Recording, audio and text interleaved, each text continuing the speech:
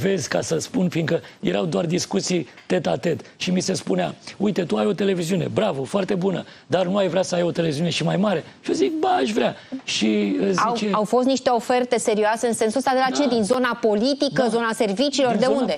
Din zona politică, doar că politicienii mă trimiteau la niște oameni de afaceri care urmau să execute. Politicieni din zona cui? Zona PSD-ului? Zona PSD-ului, da. Din zona PSD-ului. Cine? Domnul Hrebenciuc, de exemplu? Am avut numai cu PSD-ul. Domnul Hrebenciuc, de exemplu, v-a făcut vreodată propunere? Nu. Dan Ioan Popescu, cine? Că ei erau atunci mai mari în politică. Haideți să vă dau așa niște... Nu, Dan Ioan Popescu nu.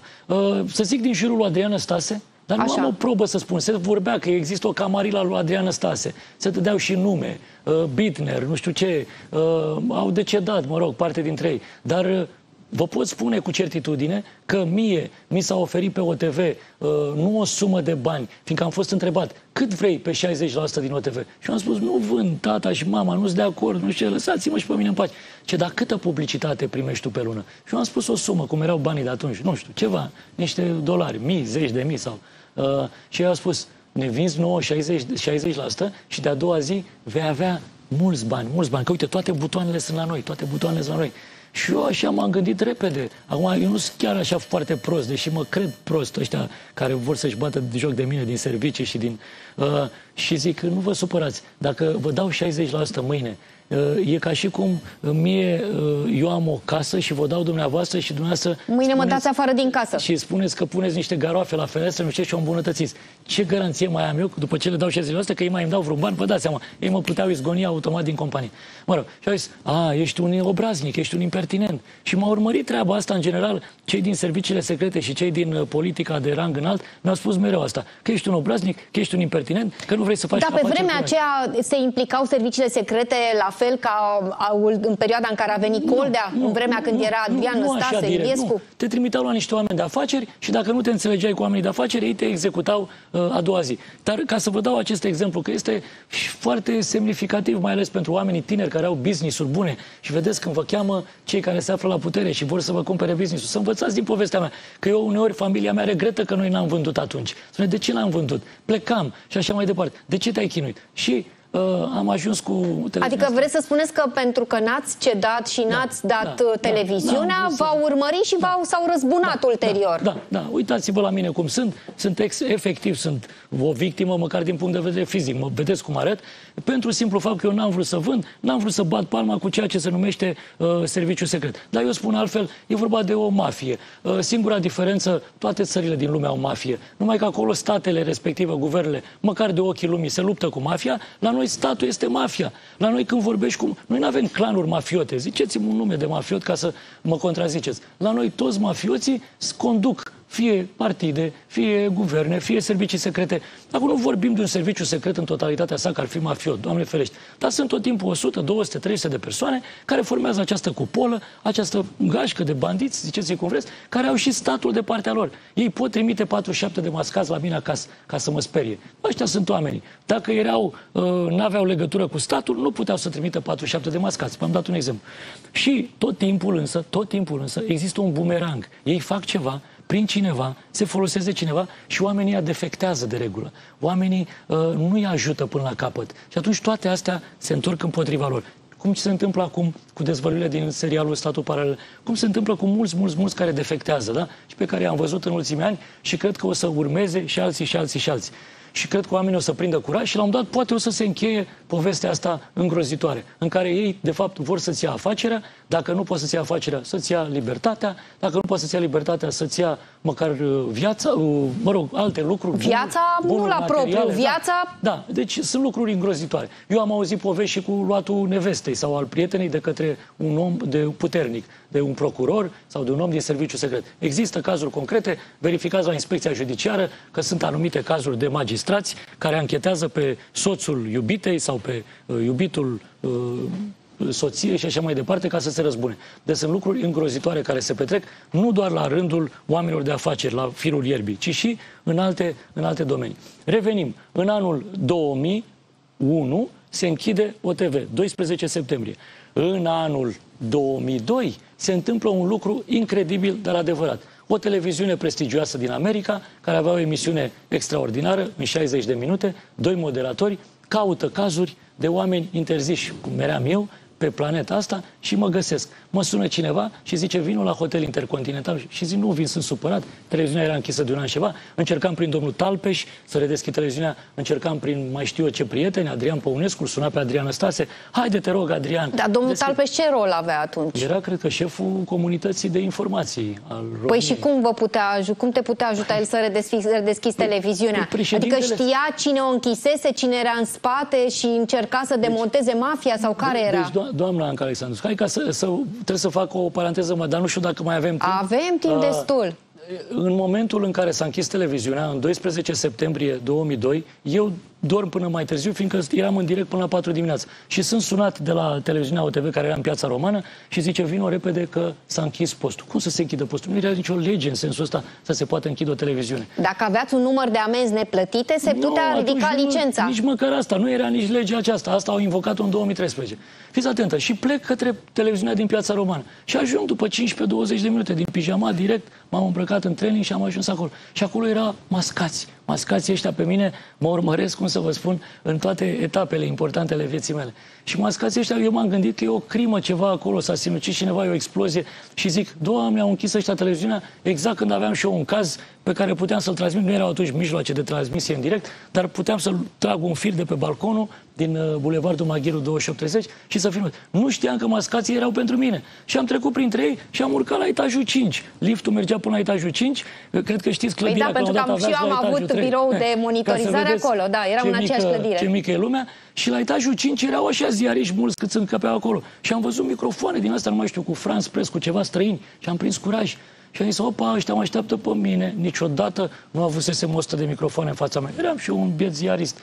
Dar vedeți, toate aceste atacuri te fac cunoscut, te fac victimă, te fac celebru și se întoarce împotriva lor. Și să vedeți ce frumos s-a întors de data asta. Și am trecut printre oamenii ăștia, mi-am umflat pieptul și aveam telefoane, nu erau telefoane mobile atunci, dar aveam o relație cu președintele României, Ion Iliescu, pe care atunci când el era în opoziție, când Emil Constantinescu era președinte, nu-l primea nicio televiziune, ce să vezi. Și eu îl primeam la Tele7 ABC, o dată pe lună, venea domnul Iliescu, un om extraordinar. Poate chiar un președinte bun pentru România de atunci.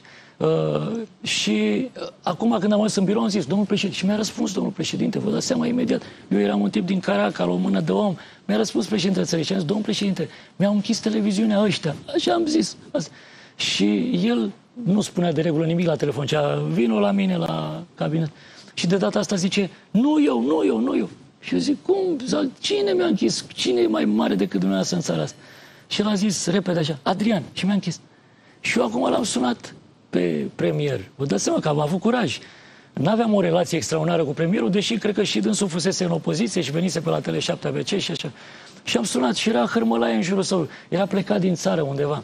Și am zis, domnul prim-ministru, domnule, mi s-a închis televiziunea. Și acum el zice, mergi, nu știu dacă mergi la un notariat sau mergi și întâlnește-te cu cineva. Un nume din ăsta. Și eu am crezut că vorbește cu altcineva, vă spun sincer. Cum să spună prim-ministru unui ziarist prin telefon, bă, du-te să vinzi televiziunea unui prieten. Deci Adrian Năstase ți-a spus direct să te duci să faci un act de vânzare a televiziunii? Da, doamnă, nu direct, să mă duc la un notariat să vând televiziunea. Cui? Păi, ți-a dat și numele? Da, mi-a zis un nume, dar Cine? nu cunoșteam atunci. Nu știu, ceva gen Bidner, gen. Și eu am zis, domne, sunt Dan Diaconescu. Am crezut sincer că în hărmălaia în care era, vorbește cu altcineva. Mi-a răspuns un bodyguard. Și a zis, sunt colonel cu tare. Domnul premier nu poate vorbi, că e într-o întâlnire cu omologul, nu știu care, din Praga, din Bratislava. Și eu am zis, mi-a zis domnul Ion Iliescu să-l sun. Eu nu mi-aș fi permis să-l sun. Bine, și ăla nu s-o fi speriat și mergea așa, se auzea. Și la un dat am auzit vocea premierului. Bine, poate că n-a fost dânsul. Eu ce pot să zic? Dar eu știu că a fost... Adică ce, nu-i cunoști vocea lui Adrian Năstase? Și a zis alo. Și eu am spus oful meu, domnule, sunați, domnule, la CNA, că mi-au închis ăștia sunt nenorociți, cum să închidă televiziunea. Și dânsul zice, ia legătura cu tare. Și eu zic, domnule, eu sunt Diaconescu, ce legătură să ia? Uite, dă telefon, era Ralu Filip, președintele CNA. Da, la CNA. Dă telefonul Ralu Filip să redeschidă televiziunea. Și el îi zice, Oltene, ești cam obraznic, mă rog, se repeta treaba asta, ceva impertinent, te faci că nu știi că... Zic, domnule, ce să te lăsă? Și am crezut acum că vorbea serios.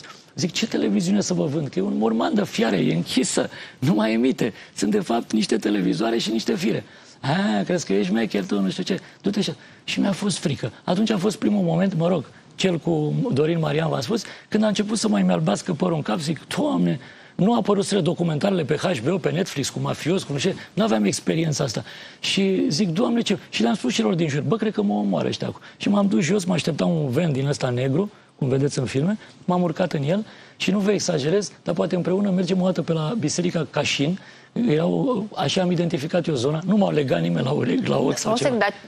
Dar adică cine vă trimisese venul ăla? Păi a zis că să mă duc jos, că sunt așteptat. Deci vă spunea că vă așteaptă cineva. Da. Luăm pauză de publicitate și după pauză continuăm povestea. Unde v-a dus venul respectiv și cine v-a așteptat acolo? Ne întoarcem după pauză. Iată, culisele statului paralel. Nu e de acum, din anii ăștia, ci de foarte multă vreme, cum am spus, încă de pe vremea lui Năstase. Totul a început atunci și continuă, din păcate, în prezent. Ne întoarcem după pauză și continuăm povestea.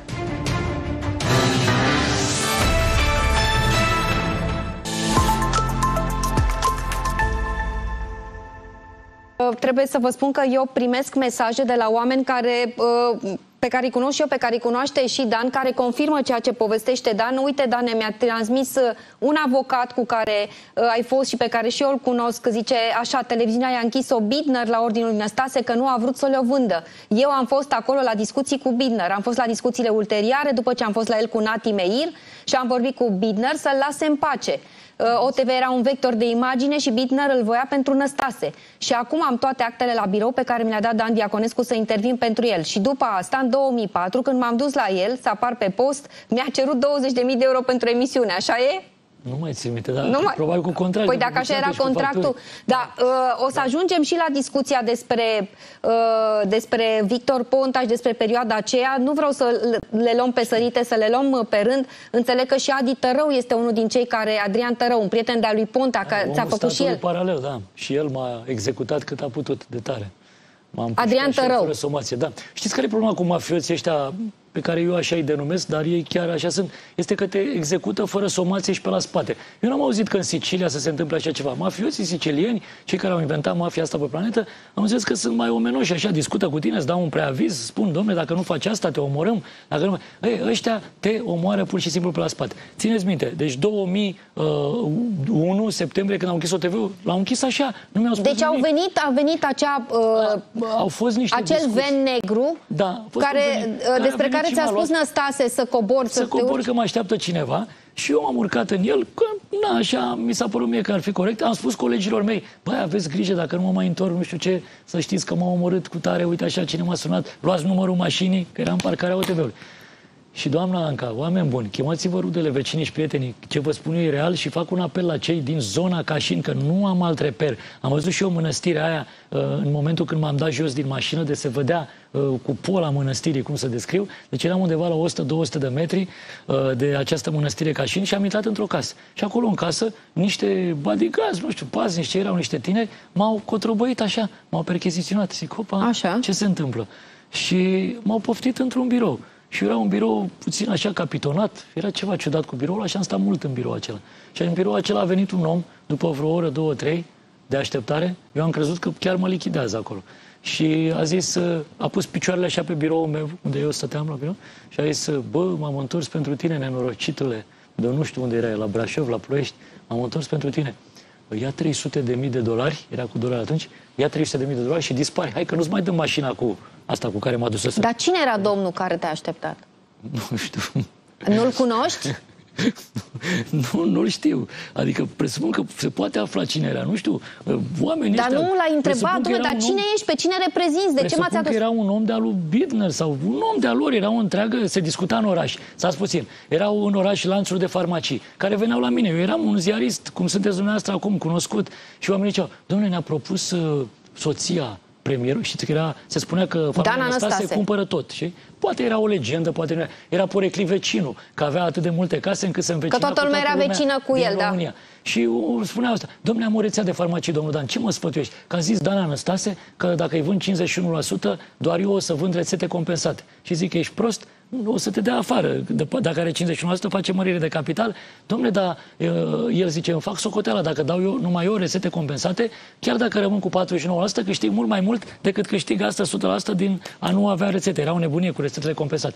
Și toate lucrurile astea circulau prin oraș. Nu vă mai spun, cu posturi de televiziune, că vrea să le cumpere pe toate. Era o psihoză. Și cum a fost ulterior cu cazul acestui Coldea, care, sigur că 3/4 e adevăr, dar restul este și o legendă care s-a creat în jurul acestui tip și tipul și-a permis să facă vrute și nevrute. E bine, și toate aceste lucruri se finalizează în felul următor. Omul zice, ți-am adus, mă, $300.000, pe fiarele ale tale nenorocite, televiziunea ta nu mai valorează nici atât acum. Și eu zic, băi, mulțumesc, nu se aștepta. Erau 300.000, erau bani atunci, nu știu, o garsonieră. Și ți-a pus banii cash pe masă? Da, o pungă, așa, nu știu cum să o descriu, dar era o pungă unde el zicea că sunt 300.000. Și zic, băi, nu, mulțumesc, asta. Eu mi-am dat seama atunci că sunt foarte importanti. Ți-a fost teamă? Dacă ei sunt foarte frică, foarte frică. Gândiți-vă că eu chiar am 58 de kilograme tot, adică mă vedeți în carne și oase, dar nu mai oase.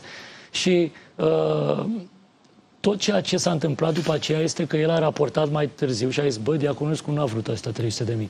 Și atunci ei s-au speriat un pic și s-a întâmplat ceva absolut neverosimil care este de film. Vreau să verificați că în anul 2003, cred, eu eram închis, ca și astăzi, eram interzis, dar locuiam în continuare în Piața Romană, că s-a întâmplat un fenomen extraordinar. Eu aveam 100 de sponsori, să zic, atunci, care fiecare îmi dădeau $1.000, $2.000, fiecare, biscuiții Rostar, nu știu ce cu tare.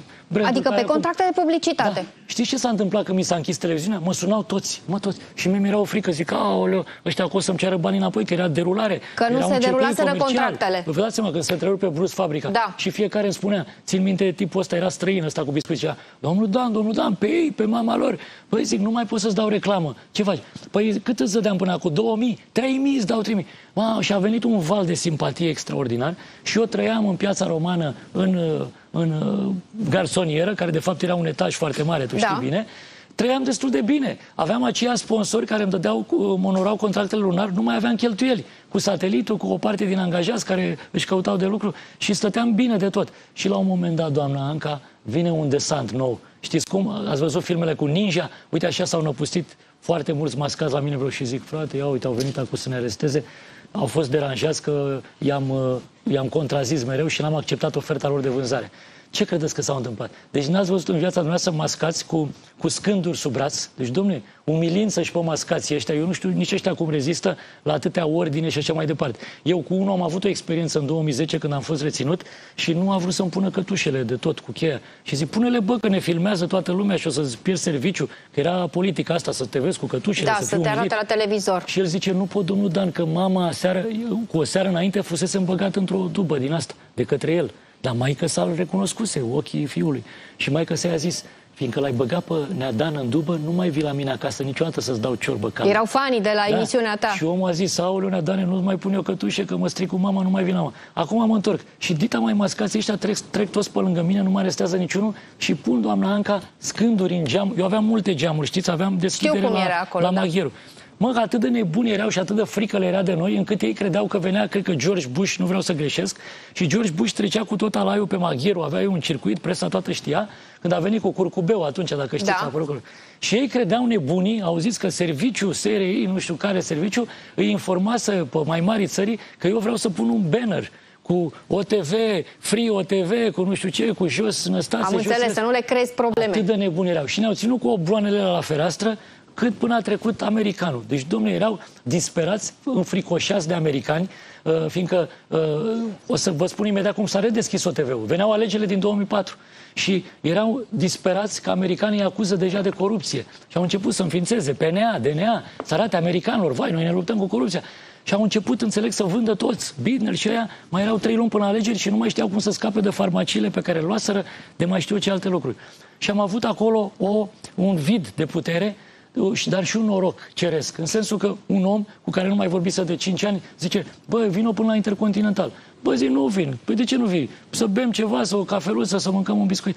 Și a zis, nu, eu zic, nu mă, că sunt supărat, televiziunea închisă de una. Băi, vino că e avantajul tău. Și am ajuns la Intercontinental. Știți cum e barul ăla la Intercontinental, acolo celebru? Și acolo era prietenul ăsta al meu cu 2 străini care vorbeau pe engleză. Și unul din străini a zis, eu sunt producător, nu știu ce, trimisul televiziunii cu tare, emisiunii cu tare din America. Și tu ești ăsta interzisul, ți s-a închis televiziunea acum. Da, da, da. Ăsta acum a făcuse, era ca un impresar al meu, prietenul, știi? Avea și el un interes pe lângă televiziunea respectivă, era o televiziune gigantică și acum ăia doi spun americanii, zice, dom'le, să vii pe noiembrie, peste vreo 2-3 luni, să vii la noi la emisiune, vezi că ai 20 de minute la dispoziție, înaintea ta este un chinez, l-au călcat cu tancurile în piața Tiananmen, un ziarist, și după tine e un ziarist din Africa care nu știu ce făcut să răia, îl băgați la pușcărie, nu știu ce dictator african. Și eu zic, frate, și eu 20 de minute. Da, vezi că e și publicitate, 3-4 minute, sunt doi moderatori, fiecare o să spună o întrebare. Și eu zic, ce întrebare? Eu, cum sunt eu așa mai curios din fire? Și unul zice, da, am 2 întrebări nevinovate. Dacă la voi în România se face trafic cu copii, știți că era un scandal mare, baroneasa. Da, da, mi-aduc aminte că era cu baroneasa Nicholson atunci. Mai tânăr, care era obsesia lui Năstase atunci, da. Aveam o ștampilă de țară că aici se vând copii. Exact, și da. Și ei, sigur, dezmințeau premierul. Și zice, și dumneata ca ziarist bine informat, ca să vedeți și americanii ăștia că ce să spun. Și la ei, televiziunile, tot cam ca la noi așa, cu interes. Și zice, și dumneata, domne, și dumneata e cel mai informat ziarist din România. Dumneata trebuie să confirme asta. Asta e de notorietate. Adică ei aveau interes ca ziaristul din România, la întrebarea, se vând copii la voi în România? Da, domne, să vând. Bine, frate, zic a doua întrebare. Bă, a doua întrebare este dacă toți știi că se vând copii în România, mă, cine vinde copiii? E adevărat că vinde șeful țării? Ei nu prea știau că e Iliescu, că e Năstase, nu interesa. Liderul țării, dictatorul României. Și eu zic, băi, și eu ce să răspund? Că nu știu cine vinde acum, pe bune. Băi, mistere, păi tu n-ai interes să ți se deschidă televiziunea? Băi, zic, cum să n-am interes? Zi, domne, și la asta, da? La a doua întrebare și pe urmă parlești tu ce vrei tu, îți zici de televiziune că a fost închisă și noi avem vreo 80 de milioane de spectatori și până vii în România, televiziunea e deschisă. Că noi suntem America, noi suntem forța lumii. O, zic, îmi place planul. Și imediat, că v-am zis, nu sunt chiar atât de prost, cum cred ăștia care mi înșenează tot felul de dosare pe bandă rulantă, și imediat mi-am colțit un plan. Și zic, puteți să-mi faceți o invitație? A, da, o să ajungem în birou 2-3 zile. Nu vă spun că n-am mai dormit 2-3 zile, țineam pumnii strânși că nu mai venea faxul, cum era atunci din America. Bineînțeles că le-am cerut și bilete de avion și nu știu ce, bă, zic că nu am bani, sunt sărac, sunt vai de capul meu, cazare, nu știu ce. Da, tot. Erau și ți-au dat viza de America? Sta să văd, da, viză, frumos, tot. Și vine faxul. Acum televiziunea mea tot închisă, eu frumos, disperat, vă dați seama, plângeam. Și ce credeți că îmi dă prin cap? Îl sun pe domnul președinte al țării. Eram și eu cine eram. Domnul președinte îmi răspunde din nou, să-i dea Dumnezeu sănătate și pe această cale. Și eu zic, domnul președinte, vreau și o audiență. Da. M-am dus în audiență. Bună ziua. Și am scos faxul. Domnul președinte, îmi sunteți ca un tată. Ce facem în situația asta? Eu trebuie să mă duc în America. Bă, du-te. Nu, dacă te-ai invitat. Da, mă duc acolo și... Domnul președinte, nenorociții ăștia de americani mă întreabă dacă se face trafic de copii în România. Mă întreabă dacă dumneavoastră... Cum așa ceva? Da, Dane, tu ți iubești țara? Ți-o iubești sau nu ți-o iubești? Păi mi-o iubesc, domn președinte, mi-o iubesc de mor, dar până în alta vrea să mă omoare. Păi țara asta vrea să mă omoare. Zice, nu, că omul era, repet, uns cu toate ale fire. Și zice, eu zic să te mai gândești. Mai era timp până la plecarea în America, mai era vreo lună de zile.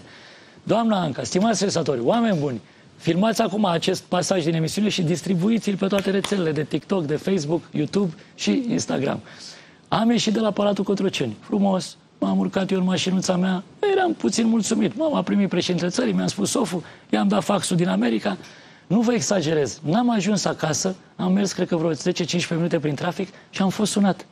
Și mi-a zis Ralu Filip, Dumnezeu să-l odihnească, care era președintele CNA-ului, și eram cu el în judecată acum, că îmi închisese postul. Și Ralu, de altfel, un om extraordinar. Da, un băiat foarte bun, dar din păcate fusese numit de PSD, ceva de genul în fruntea CNA-ului, că lumea nu înțelege. Și CNA-ul ăsta e un organism politic. Exact. În care partidele... Toată lumea știe deja că fiecare... E o poliție a televiziunii coordonată de ăla care e la putere. Și mă sună Ralu Filip și ce, domnul Diaconescu, foarte oficial așa. Eu noi vorbeam, Ralu, Dan, domnul Diaconescu, da. Aș vrea să veniți la sediu CNA. Zic, poftim. Ce să caut eu la sediu? Noi suntem în instanță, avem proces, poimine. Haideți, vă rog, veniți la sediu CNA. Și am fost la sediu CNA. Și Ralu Filip, Dumnezeu să-l odinească, că țin legătura și cu socrul lui, Dan Dumitrescu, și cu fosta lui soție, Dana, mi-a deschis ușa la mașină și am urcat în clădire și mi-a dat licența la OTV, m-ați înțeles? Așa e în România. Și suntem cu povestea asta acum, prin anul 2004, înainte de alegeri cu câteva luni. Și așa am nu m-am mai dus în America. Nu era frumos. Adică, într-o discuție și o luptă cu un stat mafiot, e bine să fii și tu fair. Dacă mafioții sunt fair până la un punct de vedere, nu trebuie să încalci o linie roșie. Însă, ei au încălcat-o față de mine și eu asta nu înțeleg. Eu, pentru asta, vreau să fie foarte atenți oamenii care mă privesc, să nu mai cadă în capcanele în care eu am căzut, să nu mai facă sau să nu mai dea refuzurile pe care eu le-am dat, fiindcă nu e recomandabil. Eu trec acum, când am plecat acum de acasă, eu trec, ca așa a vrut și soartă, eu trec pe lângă un bloc care cred că astăzi valorează 50 de milioane de euro, pe care mie, oamenii din Cupola, mi l-au oferit, eu nu l-am luat. Oamenii de unde? Din Cupola. Ce e Cupola? Cei care conduc statul mafiot român. Că eu nu zic stat paralel, că nu mi se pare că e deloc paralel, e drept. E statul adevărat, nu e nimic paralel. Adică ăștia care conduc statul formează Cupola. Unde e blocul ăsta? În ce zonă? Păi e o zonă foarte scumpă, cea mai scumpă, nu știu, în zona Primăverii Herăstrău, cum să o denumesc, PDF, Primăverii Dorobanți Florească.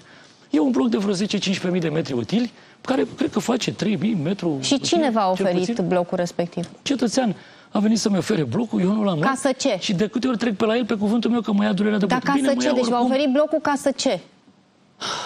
Ca să bat palma cu diavolul, ca să fiu candidatul perfect, ca să fiu în locul domnului Iohannis. Stați un pic, luăm pauză de publicitate și ne întoarcem după pauză să ne explicați, adică cum, deci v-a oferit să candidați la președinție? Eu dacă luam în ce an? Eu dacă luam blocul acum, eu veneam aici în calitate de președinte. În ce an? Nu mai veneam în calitate de urmărit penal la Constanța.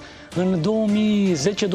Ne întoarcem după pauză să povestim. Acum înțeleg și frica lui Ponta vis-a-vis de dumneavoastră, vis-a-vis de candidatura la Târgu Jiu. Probabil că avea aceste informații, dar detalii după pauza de publicitate. Cum era să devină Dan Diaconescu candidatul perfect la președinția României, la îndemnul sistemului, bineînțeles. Ne întoarcem după pauză.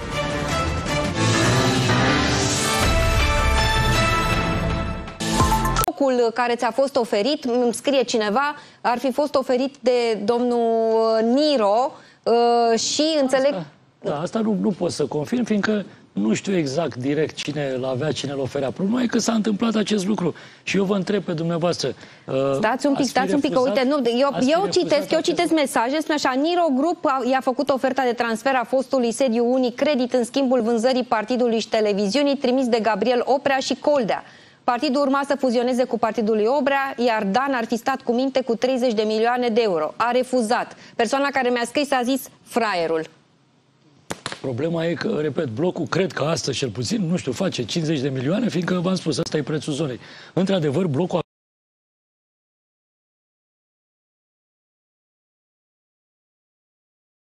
eu i-am recomandat să-l informeze pe președintele României. Da, deci, iată, sunt oameni oficiali din statul român care confirmă tot ceea ce spuneți dumneavoastră. Haideți să vă zic cum au vrut ei sau cum căutau ei un candidat perfect pentru a conduce țara. Când zic ei, această ocult, această cupola, acest stat paralel, acest stat mafiot. Ei bine, la momentul 2009, eu încercam să-mi dezvolt afacerea ca orice tânăr și pe lângă televiziunea OTV am hotărât să mai fac o televiziune DDTV. Așa. Cu desene animate, cu filme și așa mai departe. Și ceasul rău, cum se spune, că în orice lucru, sigur că și tu, cum ziceți domnul general, ți-o faci și cu mâna ta. M-am apucat eu să fac un promo și în promo respectiv spuneam, sunt Dan Diaconescu și voi face un anunț important pentru țară. Am mai rămas 84 de zile. Și apoi am tras în cabina de montaj 83, 82, 81. Colegii mei au făcut niște televiziuni. Au făcut un counter, da. Să dea un promo agresiv în fiecare zi de 100 de ori pe OTV, cum că voi face un anunț important pentru țară. Și ei s-au gândit că faci candidatura la prezidențiale. Asta ca să vă dau un câmpei despre ce se întâmplă în România. Nu m-am gândit niciodată că aceste 84-83 de zile coincid cu data de ieri de alaltă în care se puteau depune candidaturi la președinție. Acum, datorită audienței mele, lumea mai cocheta, publicul mai trimitea un SMS, Neadane, ce bine ar fi să candidezi la președinție. Cum se întâmplă și cu dumneavoastră și cu orice moderator și în America, cu Oprah și cu nu știu ce. Acum existau aceste zvonuri. Dar eu niciodată, eu eram cu Erodia, eu eram cu serialele mele extraordinare, cu publicul meu minunat. Nu mă gândeam la politică, mai ales că politicienii nici nu mai făceau audiență. Mă suna președintele țării, de atunci premierul, Neadane, mai facem și noi emisiune. Zic, nu pot, excelență, că uite, am cazul Erodia, zic, poate facem vinerea viitoare. Haide, bă, așa vorbești tu cu președintele țării. Dom'le, nu te supăra, dar mai stai puțin. Și uite așa, îmi derulam emisiunea. Și, doamna Anga, acum țineți-vă bine și să mă asculte și cei 14 care candidează acum. Bine, deja un candidat am văzut că a fost scos, o doamnă din cursă. În momentul momentul în care ți anunți candidatura la președinție, oricum ți se face un dosar. În baza ascultărilor telefonului, în baza filajului, ți se găsește ceva. Ai trecut pe roșu, ai făcut ceva. Se face un dosar. În momentul când eu am făcut acest promo, o să vă arăt dosarul meu în baza căruia am fost condamnat în 2015. În momentul când am făcut promo, deci n-a trecut 24, n-au trecut 24 de ore, și un dosar în care eu eram martor pentru un așa zis șantaj, în cadrul OTV, în care un coleg, Doru Pârv, a făcut așa ceva, dosarul ăla din martor, eu am devenit deja inculpat. Clasic, de fapt. Clasic. Așa s-a întâmplat cu mulți. Dar ce credeți că se întâmplă, doamna Anca Alexandrescu? Sună un telefon în miezul nopții, că așa sună oamenii ăștia în miezul nopții. Și îi spune, domnul, dar nu doriți, domnule, să veniți la o întâlnire. Domnule, am emisiune. Bă, când terminați emisiunea? La 2 noaptea, la 3. Și ce să fac și eu? Sunt și eu totuși un om. Nu pot să fiu chiar atât de radical să le zic, știi ceva, hai că vă închid telefonul, trăiesc în România și asta e. Și m-am dus la această întâlnire. Și la această întâlnire, știi ce mi s-a spus? Nici bună seara, nici altceva. Scoate și tu promo ăla, te rog, de pe post și îți dau la schimb orice. Zic, cum? Eu uitasem de promo, trebuie să vreo 3 zile. Eram cu emisiunea, cu valul de invitați, de subiecte. Și omul spune, du-te la Seif, oamenii ăștia lucrează, du-te la Seif, ia-ți cât vrei de acolo. Doamne, când am auzit, ce promo, la ce s-o referi ăsta? Eu am învățat să și tac, vorbesc acum foarte mult, dar mai și tac. Și tot nu spuneam nimic, el mai trăgea dintr-un trabuc și la un moment dat el spune fraza magică, ești destul de tânăr. Acum trebuie să-l sprijinim pe altcineva să ajungă președinte. Pe cine? Păi eram cu povestea în 2009, spre sfârșitul anului, acel anunț cu 84-83 de zile cu lansarea de DTV-ului era ceva aproape de luna decembrie. Pe Joană? Da, dacă vreți. Păi nu dacă vreau, pe Joană trebuia să-l susține. Da, nu conta, susținea un candidat. Și eu atunci m-am prins că e vorba de președinție. Eu am dat, vă spun sincer că un cui în sicriul meu mi l-am bătut tot atunci el singur. Fiindcă eu în loc să-i spun adevărul acelui om, frate, e vorba de un canal de desene animate pe care îl lansez într-adevăr în ultima zi de depunere a dosarului. Nu i-am spus adevărul. Bine, nici nu i-am spus altceva. În sensul, i-am spus următorul lucru. Dacă așa considerați dumneavoastră excelență, omul era foarte important și, cum să spun, multe lucruri în România depindeau de el.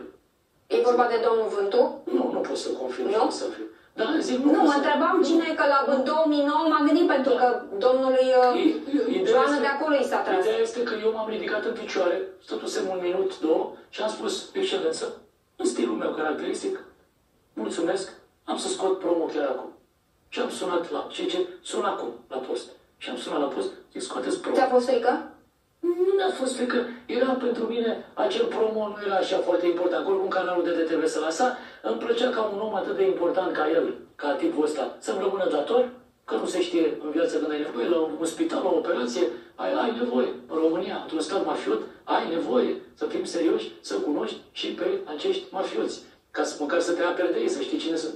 Ce credeți că se întâmplă când plec din casa omului? Nu știi ce se întâmplă, dar eu am văzut ulterior. În dosarul care mi se început să urmărirea penală cu o săptămână înainte, dosarul meu a fost din nou clasat. Adică oamenii pe vremea aceea... Deci după ce ai scos promo, s-a clasat dosarul. În 2009, statul mafiot încă era un stat de tip sicilian în care aveau cuvânt. Bă, te-ai retras din cursa pentru președinție? Neadane? Bă, frate, închidem și noi dosarul. Nu suntem așa, să ținem dosarul deschis. Tu te-ai retras? Cum a raportat? L-am retras pe Dan. I-am zis că e tânăr, îl susține data viitoare, acum avem pe altcineva. Și Dan a sunat la OTV și a retras. Dan e băiat. Și voi. Și oamenii au închis dosar. Ce să vezi? 5 ori mai târziu verificați știrile, ambasada SUA cere în mod imperativ președintelui țării, dom'le, trece legea Big Brother, că toți infractorii planetei vin și cumpără cartele de SIM de telefon din benzinările românești. În 2012 era asta. 2011. Nu, cred că în 2012, cred că era deja... Nu știu, mă rog, pe acolo, în perioadă. Nu, sigur era în 2010, primăvara. Verificăm. Așa. Telespectatorii să verifice. Și, în fine, sunt aplicați ca o colonie ce suntem, domnule, să treacă legea Big Brother. Și atunci ei și-au măsuri, acest stat ocult, și vorbesc cu niște parlamentari, mă rog, cu unii dirijați de partid, alții pur și simplu prin șpagă, și le se spune, trebuie să votați legea Big Brother, era o lege organică, trebuiau 2-3 parlamentari, foarte important. Ce să vedeți? Ăștia care conduceau serviciile secrete, personajele principale din serialul noastră, iau din visteria serviciilor, din visteria statului, mă rog, nu mai contează, iau Cine, bani. domnul Coldea? Se presupune, da, nu am fost de față, dar așa se zice, iau bani, dișmuiesc fiecare parlamentar la bucată, păi frate, uite, trebuie să votez legea asta, ne roagă, Casa Albă, e important, e. Adică au fost plătiți, nu amenințați, că majoritatea erau... Unii au primit ordini pe linie politică. Cert este că legea a picat la 7-8 voturi. Ce scandal! Ce mai iufă s-a întâmplat atunci la ambasadă, la Cotroceni, în Parlament și peste tot. Și ce credeți? În acel moment statul paralel a deviat complet. Asta vă spun eu cu certitudine de la cea nefericită lege Big Brother, în momentul în care cei care au luat banii din... că ei au niște conturi de-astea secrete, mă rog, e normal asta până la urmă. Și președintele are o rezervă secretă de bani, și premierul, și serviciile secrete, nu ai nicio problemă. Dar ei au cheltuit fondul ăsta secret de bani pentru o nefericită de lege și legea n-a trecut. Evident că au dus banii pe acasă, cum fac ei. Presupun că dacă parlamentarii nu ai dovezi în sensul ăsta, e doar o presupunere. Eu presupun că un parlamentar, la calitatea parlamentarului român care ia un ban, o mită, eu cred că și votează în sensul dorit. Dar treaba e că a defectat sistemul, din nou. Să știi că, din cauza că sunt foarte mulți telespectatori, a căzut site-ul online. Lucrează colegii mei de la IT, suntem live și pe TikTok la Dan Diaconescu, lucrează colegii mei de la IT să refacă cât mai repede. Ideea este că în acel moment statul paralel sau statul mafiot a luat o razna complet, în sensul că au făcut o ședință și au spus, știți ceva, bossule, domn președinte, că ei au denumiri din astea... Știi că îmi spun colegii că a picat și netul, sper că nu ne sabotează cineva. Și în momentul ăla au hotărât, atenție, au hătărât să facă partidul lor, ca să citez exact. Au zis așa, de ce să stăm noi la mâna PSD, PNL, UDMR, la mâna acestor parlamentari vagabonzi de la PPDD și de peste tot? Haideți să facem partidul nostru. Iar un deștept de la masă a zis, bună idee. Și a zis, vorbiți voi între voi. Și în acel moment, doamna Anca Alexandru, scriem o noapte. Și pe la 12:01 noaptea s-au adunat toți. Întâi 2, pe urmă 7, 20, 22 și au zis câți bani e nevoie să pun. Fiecare a pus cât a crezut el. 1 milion, 2, 3 și au făcut bani morți. Și a zis să facem partidul nostru, să luăm puterea și să terminăm cu prostiile astea. Când America ne spune să trecem o lege, frate, pe sfârșit trecem. Mai stăm noi să umblăm după bani. Adică au adun bănuții cu sacoșa, s-au adunat... un partid mișto cu care se ia putere. Acum ce să vezi? Comandă sondaje, oamenii profesioniști. Nimic de zis. Mafiozi, dar profesioniști. Comandă sondaje. Pe cine punem în fruntea acestui partid? Și încep cu o listă teribilă. Eu eram, vai de capul meu, undeva pe locul 7-8.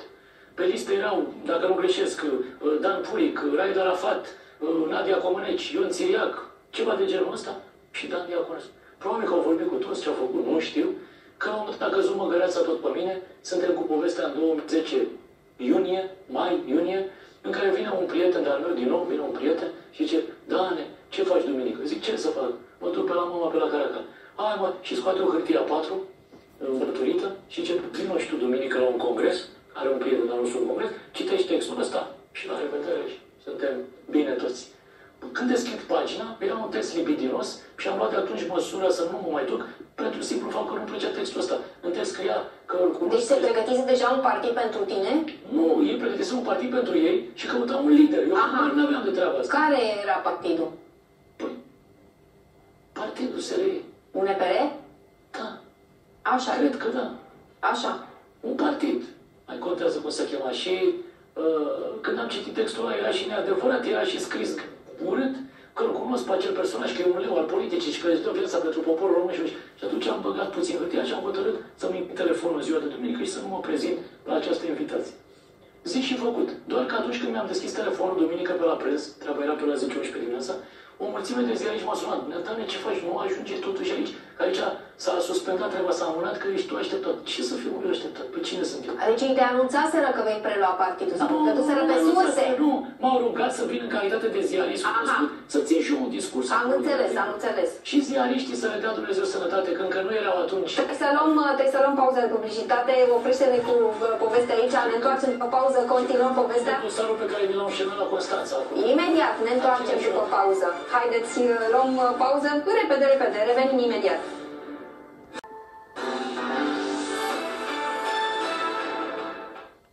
Ne Ne-am reîntors în platou la Culisele Statului Paralel, a izbucnit toată lumea, primesc sute de mesaje, sunt mii de oameni care se uită și pe TikTok la tine și pe TikTok, da. A căzut și Facebook-ul și netul și este nebunie. E doar prima emisiune cu Dan Diaconescu aici la... Dacă mai trăiesc până la următoare. 100% sunt convinsă de lucrul ăsta, Dane. Spune înainte să reintrăm în direct cum e viața, că ai debutat la tata și redebutezi la mine. Deci eu am debutat la Horia Alexandrescu, oficial, prima mea carte de muncă după Revoluție, la Ziarul Curierul Național, Horia Alexandrescu, exact. Care mi-a dat să mănânc și la propriu și la figurat.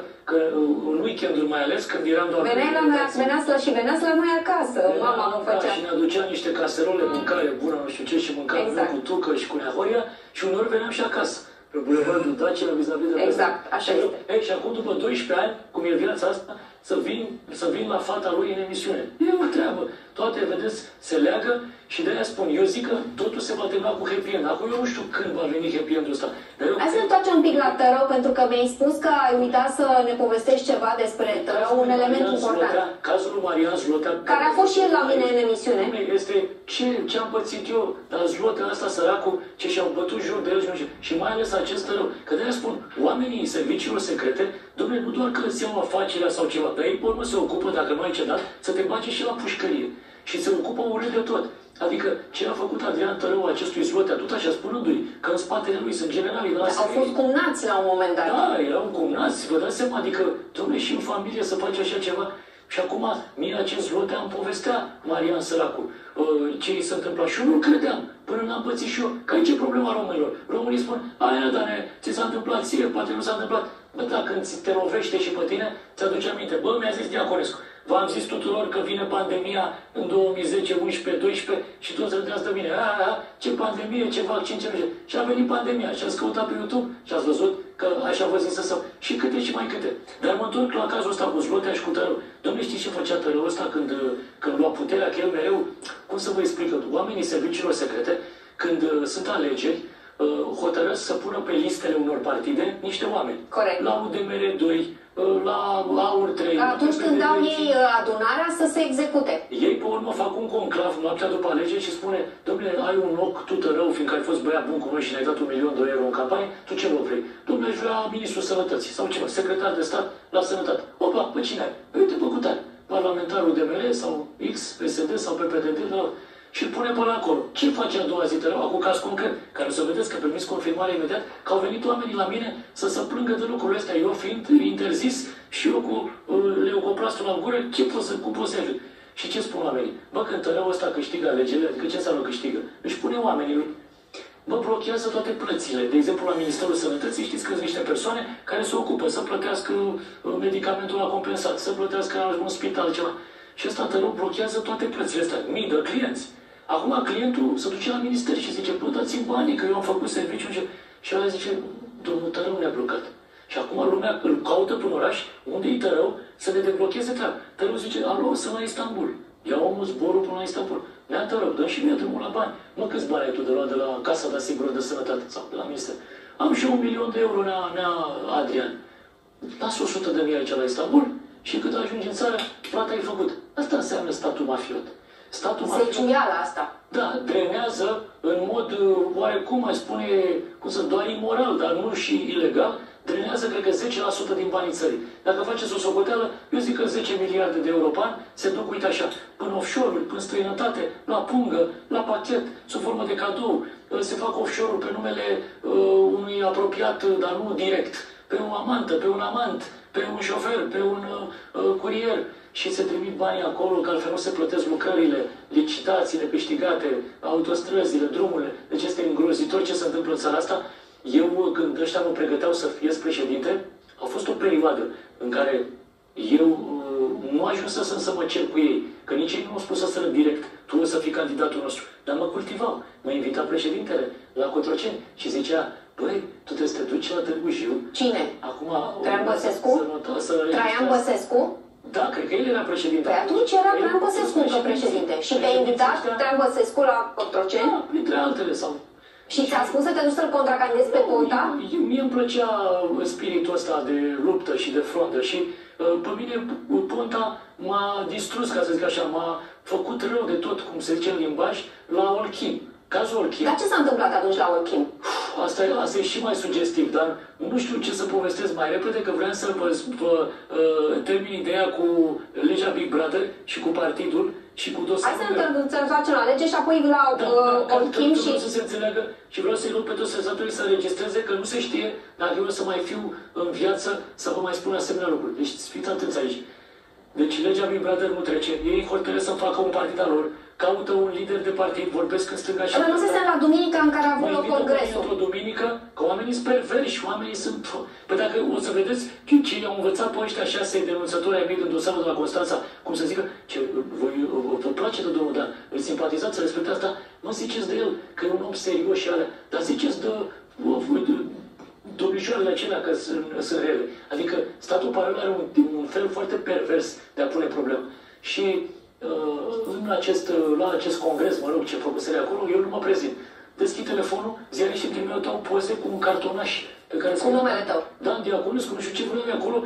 După ce rosteam acest speech de la tribună, un speech probabil fulminant, ei vreau să fac o surpriză. Sunteți de acord cu Dan Diaconescu, nu știu, președinte executiv? Da? Și eu ridicam mâna. Și mă puneam pe mine într-o situație, da, în care eram direct liderul unui partid foarte nou, foarte interesant.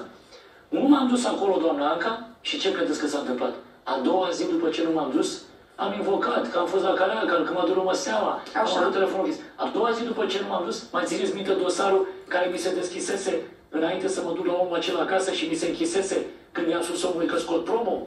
Ei bine, dosarul în iunie 2010 s-a redeschis din nou și spunea acolo Diaconescu este un suspect, că a făcut un șantaj îngrozitor și este un inculpat și așa mai departe. Și mă duc și eu pe 23 iunie 2010, că nu pot să uit, mă duc și eu pe litoralul românesc la mare, că nu am și eu liber câteva ore, mă duceam după amiază sau un weekend.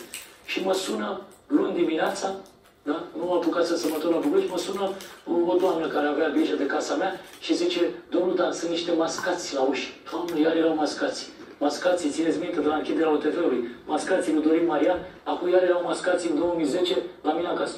Eu acum am un număr de ăsta la poartă cu A și am un vecin fără A, cu aceeași cifră. Vecinul mereu mi se plângea, Dane, ce îmi fac ăștia mafioții, îmi trimit controale, gata financiară, NAF. Crezând că ești tu. Avea la vreo 70 de dosare de-astea de evaziune fiscală și eu am crezut că mi-a spus femeia că-s mascații la ușă, zic, bă, vezi că au greșit, vezi că-s la vecinul săracul, au venit până la urmă la vecin. Și aia închide telefonul și mă sună din nou după 5 minute și zice, nu, domnul, dar îmi să vă caut. Când am auzit asta, a căzut cerul pe mine. Zic, cum mă, eu care președintele țării mă sună de 3 ori pe săptămână să se auto-invite în emisiunea mea și repede am pus mâna pe telefon și l-am sunat pe președinte. Nu mi-a răspuns președinte. Am sunat pe prim-ministru. Nu mi-a răspuns. Am sunat pe... Cine era, Boc? Boc era, da. Am sunat pe șeful parchetului general, nu mai știu cine era. Pe unde l-am sunat? Că toți veneau la mine în emisiune. Erau toți prietenii mei. Veneau cu câte o sticlă de whisky la mine în emisiune. Să dea bine pe lângă tine. Da. Și nu mai răspundea nimeni și atunci mi-am dat seama că mascații sunt pentru mine. Păi, dar eu n-am făcut nimic. Hai repede la București. Nu m-am dus să fug, să mă duc undeva sau... Și m-am dus la București. Și când am ajuns la București, era un domn procuror Bocșan. Și mereu îmi făcea semn că de sus ceva, că el n-are nimic cu mine. Adică de sus, de acolo ți se trage. Da, că de sus. Bun. Și ce să mai... Ca să scurtez povestea, deși e foarte interesant ce am vorbit acolo cu acel Bocșan, pe Bocșan ăsta săracul, iarăși l-au dat afară, după un an, că s-a dus cu niște ștampile să aresteze niște vameși în aeroportul Otopeni și ștampile erau ilegale, deci s-au folosit de oameni și au dat afară, frate, că asta face oculta. Deci îi folosesc pentru anumite cazuri și când nu mai au nevoie de ei, execută. Deci mafia din România vă dau un scris că va pieri din cauza faptului că se poartă așa cu mafioții subalterni. Mafioții sicilieni, mafioții din Yakuza, din Tokyo, nu fac chestia asta. Ce face mafia românească. Bun. Și mă duc frumos la pușcărie. Nu vă mai spun acolo ce se întâmplă, că șeful pușcăriei a scris și o carte acum, la Beciu Domnesc vorbesc. Păi, Natane, ne pare rău de ce se întâmplă, dar ți-am pregătit-o celulă. Cum ai pregătit-o celulă? Păi când ai pregătit-o? Păi de vreo 3-4 zile. Băi, cine te-a sunat că vine? Nu mi s-a zis domnul Dan că veniți dumneavoastră, mi s-a zis că vine un VIP. Păi de unde știa, frate, statul paralel că vine un VIP? Că erau 3-4 zile înainte, totul bine și frumos. În orice caz, ajung în celulă și Neatoni îmi spune, Neatoni, un personaj foarte important în Odiseea asta teribilă, Neatoni zice, Neatane, aici suntem mulți nevinovați. Dumneata trebuie să iei puterea. Deci atenție, da? Nu mă dusesem la congresul de înființare a UNPR-ului ca să știți cum lucrează statul paralel.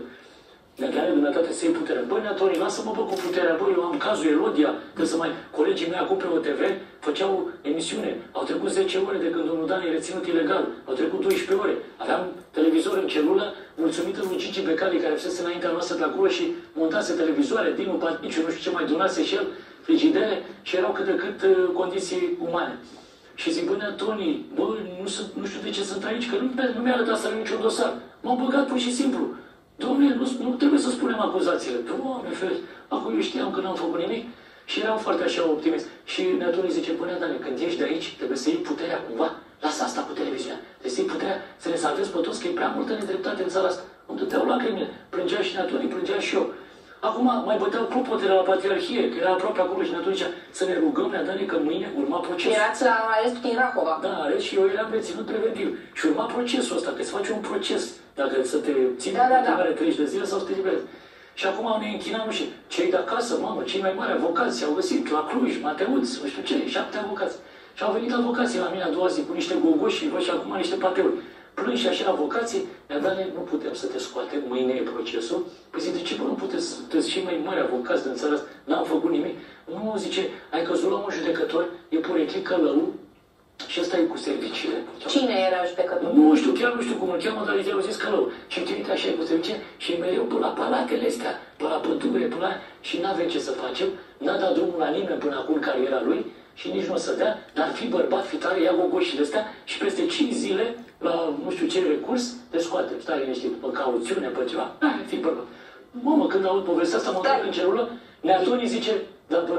E pauză de publicitate din nou, dar avem publicitate multe, dar ne întoarcem și continui povestea în celulă cu Neatoni imediat. Și din scenarea odioasă de la Constanța. Imediat.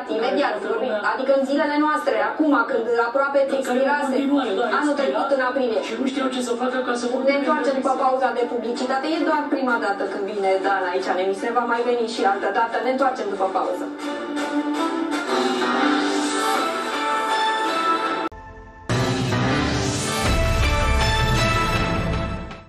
Ne-am reîntors în platou la culisele statului paralel, la dans în 3800 de oameni pe TikTok, în direct. Mi-au scris foarte mulți că s-a întrerupt emisia. Între timp, colegii mei au reparat, funcționează pe toate canalele. O să mai vină Dan Diaconescu. M-au rugat să te întreb dacă o să-ți deschizi, dacă o să redeschizi OTV-ul. Sper în 19 februarie chiar să fiu și pe până pe 19 februarie, aici la culisele statului paralel, poți veni. Stau pe TikTok.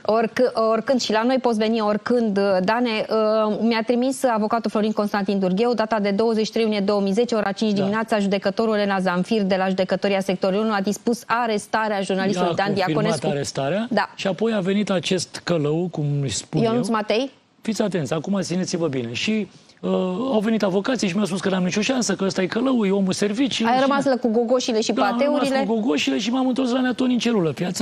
Acum vine, puneți-vă aparatele de înregistrat, mare atenție.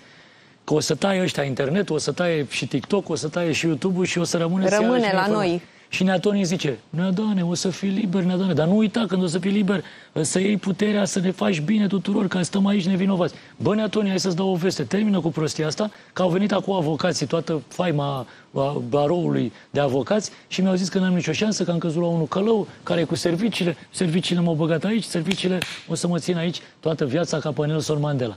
La care Neatoni zice, Dane, dacă așa ți-au zis avocații, hai că scoatem arma secretă. Și a scos dintr-o geantă o brățară, mi-a spus, soția mea mi-a adus-o de la Ierusalim, acum așteptăm clopotele de la Patriarhie, ne rugăm încă o dată și tu mâine o să fii liber. Mi-a zis Neatoni, atenție. Mâine mă duc la tribunal. Tribunalul vară, tribunal, fostul magazin junior, la etajul 2 era undeva procesul, nu era nimeni altcineva în clădire, cum făceau comuniștii procese de astea, spre seara așa, pe la 7-8 seara. Acum angajații mei, vreo 300, toți plânși, erau cu niște tricouri, cu Free DD, făcut străini, niște tricouri albe așa, Free DD. Și eu eram terminat. Tipul cu cătușele mi-a zis că nu mai impune ăla șurubul, că l-a bătut maică sa, că nu-i mai dă ciorbă. Și dar eram în boxa acuzaților, plâns așa, terminat, că o să stau pe viață acolo și nici nu știam pentru ce. Și nu știam că dacă mă duceam la congresul ăla, eram șmecherul de pe lume, urma să fiu președintele țării. Așa eram un biet pușcăriaș, amărât, în boxa acuzaților. Angajații mei, în schimb, când au intrat în sală, toți îmi făceau așa, semnul ăsta like al lui Zuckerberg ulterior. Și zic, bă, ăștia-s nebuni, nici nu puteam să le spun, că nu aveam voie să vorbesc cu ei. Bă, stați mă că vine călău care n-a dat drumul la nimeni. Ce vă bucurați ca proști așa? Dar ei, de ce credeți că se bucurau, doamna Anca? Ghiciți din 3 încercări, cu angajații ăștia mei, urcaseră cu liftul la proces, că începea procesul secolului, și în lift era un domn, așa cum stă îmbrăcat, un civil, cum se zice. Ei plângeau toți, 20 de persoane, cât încăpeau în liftul ăla.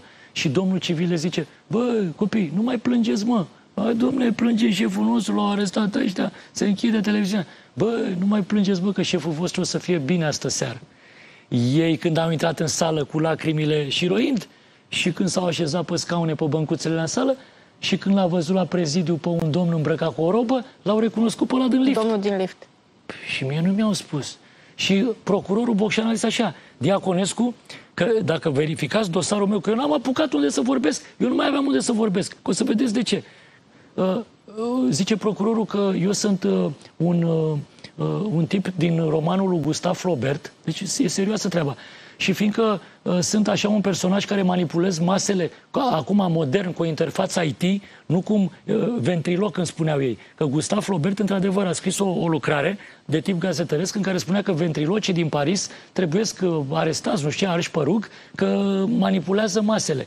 Și Bocșanul ăsta, ce a citit el și ce a văzut, vă dați seama, procurorul a folosit modelul din Gustave Flaubert. Conform lui Gustave Flaubert, vreo 30 de pagini a luat din lucrare, Diaconescu este un ventriloc modern, ăsta e rechizitoriu, ăsta era. Și trebuie arestat și cu tare, fiindcă manipulează masele cu vocea lui, masele nu dorm, PIB-ul României scade, deci era ceva halucinant în rechizitoriul meu. Și eu, bineînțeles că adică, practic, pentru delict de opinie, înțeleg. Da. Și eu când am citit asta, i-am zis avocatului, bă, lasă-mă să zic și eu ceva. Zi, domne, îmi zicea domnul Mateus. Și eu am zis, domnul președinte, domne, hai să chemăm la bară și pe Gustave Flaubert. Acum judecătorul ce a zis? Domne, ești impertinent. Din nou, mi se repeta treaba asta. De ce, domnule, sunt impertinent dacă rechizitorul se bazează pe Gustave Flaubert? Hai să-l cităm. Pe domnule, a murit acum 200 de ani. Bă, frate, o fi al Gustave Flaubert din Percent, de undeva, din Progresului. Păi ne jucăm cu viața unui om. Dacă procurorul zice că Gustave Flaubert e martorul acuzării, hai să vină încoace. Poate n-are nimic cu mine, nea Flaubert. Și ăsta era procesul. Bun, cert este că procesul se termină, procurorul Bocșan cere pușcărie pe viață pentru Diaconescu, este un nenorocit și nu știu ce. Nu-i de dus să pun cap să-mi inventeze ceva ce mi-au inventat ăștia la Constanța și judecătorul S-au perfecționat între timp. Și judecătorul Călău dă cu ciocănelul în masă și zice se pune de îndată inculpatul Dan Diaconescu în libertate pentru că are un copil minor în întreținere care îl așteaptă acasă. Doamna Anca, plângeam și eu, plângea și judecătorul Călău, celebru, care nici după mine n-a mai eliberat pe nimeni. Înainte de mine și după mine n-a mai eliberat pe nimeni. Fiți atent. Acum la nuanțe. Și acum ăștia mascații dau să vină, așa e în România, să te ia din nou din box să te ducă la pușcărie. Până vine până se fac formele, până ajunge decizia la pușcărie. Judecătorul ăsta săracul, că nu, să-i dea Dumnezeu sănătate. Așa de tare l-au speriat, cred că serviciile secrete sau cine i-o fi zis președintele țării să mă pună liber, încât el își dădea jos roba asta și pleca din sală, știi? Și ăștia mascații să mă ia de nou, să-mi pună cătușele să mă ducă. Și a zis, domnilor, ce faceți acolo? Știți, domnul președinte, ăștia, trebuie să-l încătușăm pe inculpat, să-l ducem la beciul domnesc până vin hârtiile. Și ăla zice, eu sunt suveran în sala mea, tinerilor, sunteți niște impertinenți și voi. Am spus că pe acest inculpat îl așteaptă un copil minor în întreținere. El trebuie să ajungă acum de îndată acasă. El de 3 zile nu și-a văzut copilul. Mamă, și mascații nu mai știau ce să facă. Și atunci mascații zice, da, doamna deci a fost tot o decizie a statului paralel să te elibereze atunci. Da, să vedeți. Da. Și grefiera începe să scrie hârtia aia mai repede, le-o dă ăstora. Ăștia spun, bă, Dane, am ieșit din sală liber și bă, Dane, dar trebuie să mergi la beciul domnesc să ții geanta. De acolo, da. Aveam acolo prosoapele, periuța de dinți. Bine, frate, hai la beciul domnesc. La beciul domnesc, presă, toată presă. Cine a chemat presa aia? Cum a chemat-o? Dar când intru în celulă la Neatoni, dacă n-ați uitat de Neatoni, vă reamintesc eu, să-mi iau eu geanta, Neatoni zice, Nea Dănuț, ți-am zis că o să fii liber? Nu uita ce ne-ai promis aici. Oia băteau cu furculițele, cum vedeți în filme, în gratii, celelalte celule, că treceam printre ele. Până ajungeam în celula mea. Am stat în celula numărul 8, unde stătuse Nicu Ceaușescu, unde stătuse Mareșalul Antonescu pe timpuri. Bun. Și ăsta Neatoni zice, Nedane, nu uita ce ai promis. Eu nu prea promis să-mi, da, așa, nu uita ce ai promis. Când ești de aici, că ți-ai scris nevinovat și o să ieși, trebuie să iei puterea, să ne salvezi pe toți, că uite ce facem, uite ce ni se întâmplă. Noi stăm aici de 3 luni și nu știu, pe nedreptate. Bine, Neatoni, da, Neatoni.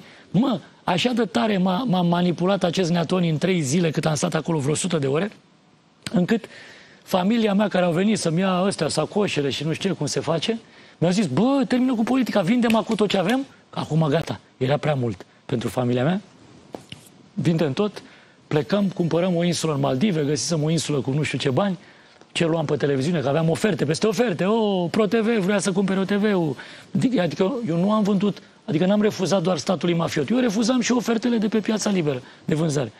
Și doamna Anca, când ies afară, nu știu nici acum, dar puteți să căutați caseta să o dați, nu mai aveam sacoșe, că erau colegii ăștia ai mei, membri ai familiei, în spatele meu cu sacoșa, care m-au rugat să nu declar nimic presei. Dar eu, vedeți, așa, pot să spun că m-a manipulat statul mafiot perfect, încât am zis așa, și în acest moment, las televiziunea mea fetei mele și voi candida la președinție și voi salva țara, în spatele meu sunt oameni nevinovați și acum anunț oficial că voi fi președintele României. Luați discursul meu de 3 minute.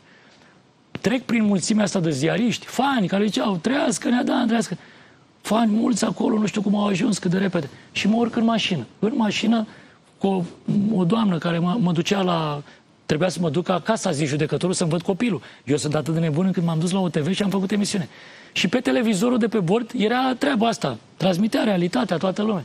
Și îmi spune asta șoferița, ce ai spus, mă, ce e asta, bă, cu politica, asta ne trebuie nouă. Noi avem cazul Elodia, avem atâția sponsori, atâtea reclame, oamenii din publicitate reacționează negativ de regulă dacă faci politică și așa mai departe. Ne mulțumești pe unii, pe alții, pe ăia din ce nu apă.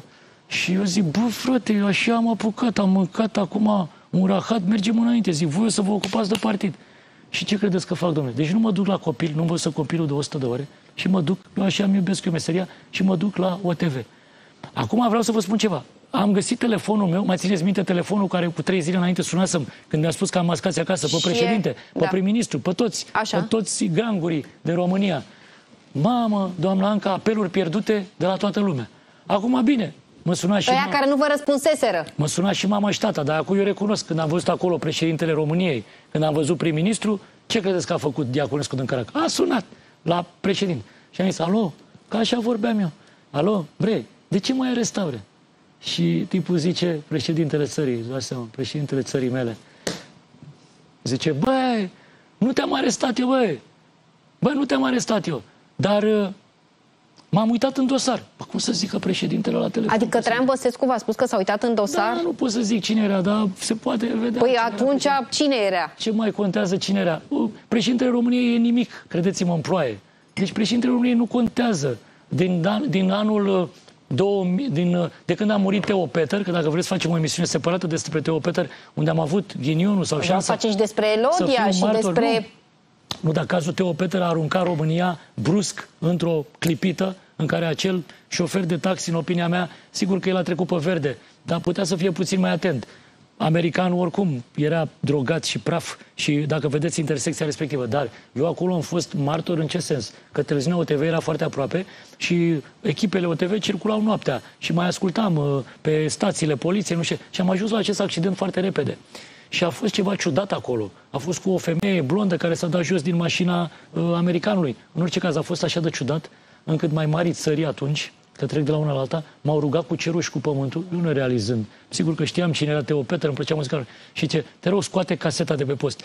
Noi ce se întâmpla? Filmam, nu editam nimic, tot ce se filma noaptea, și dădeam ziua. Era materialul brut. Dădeam material, era extraordinar stilul ăsta de program.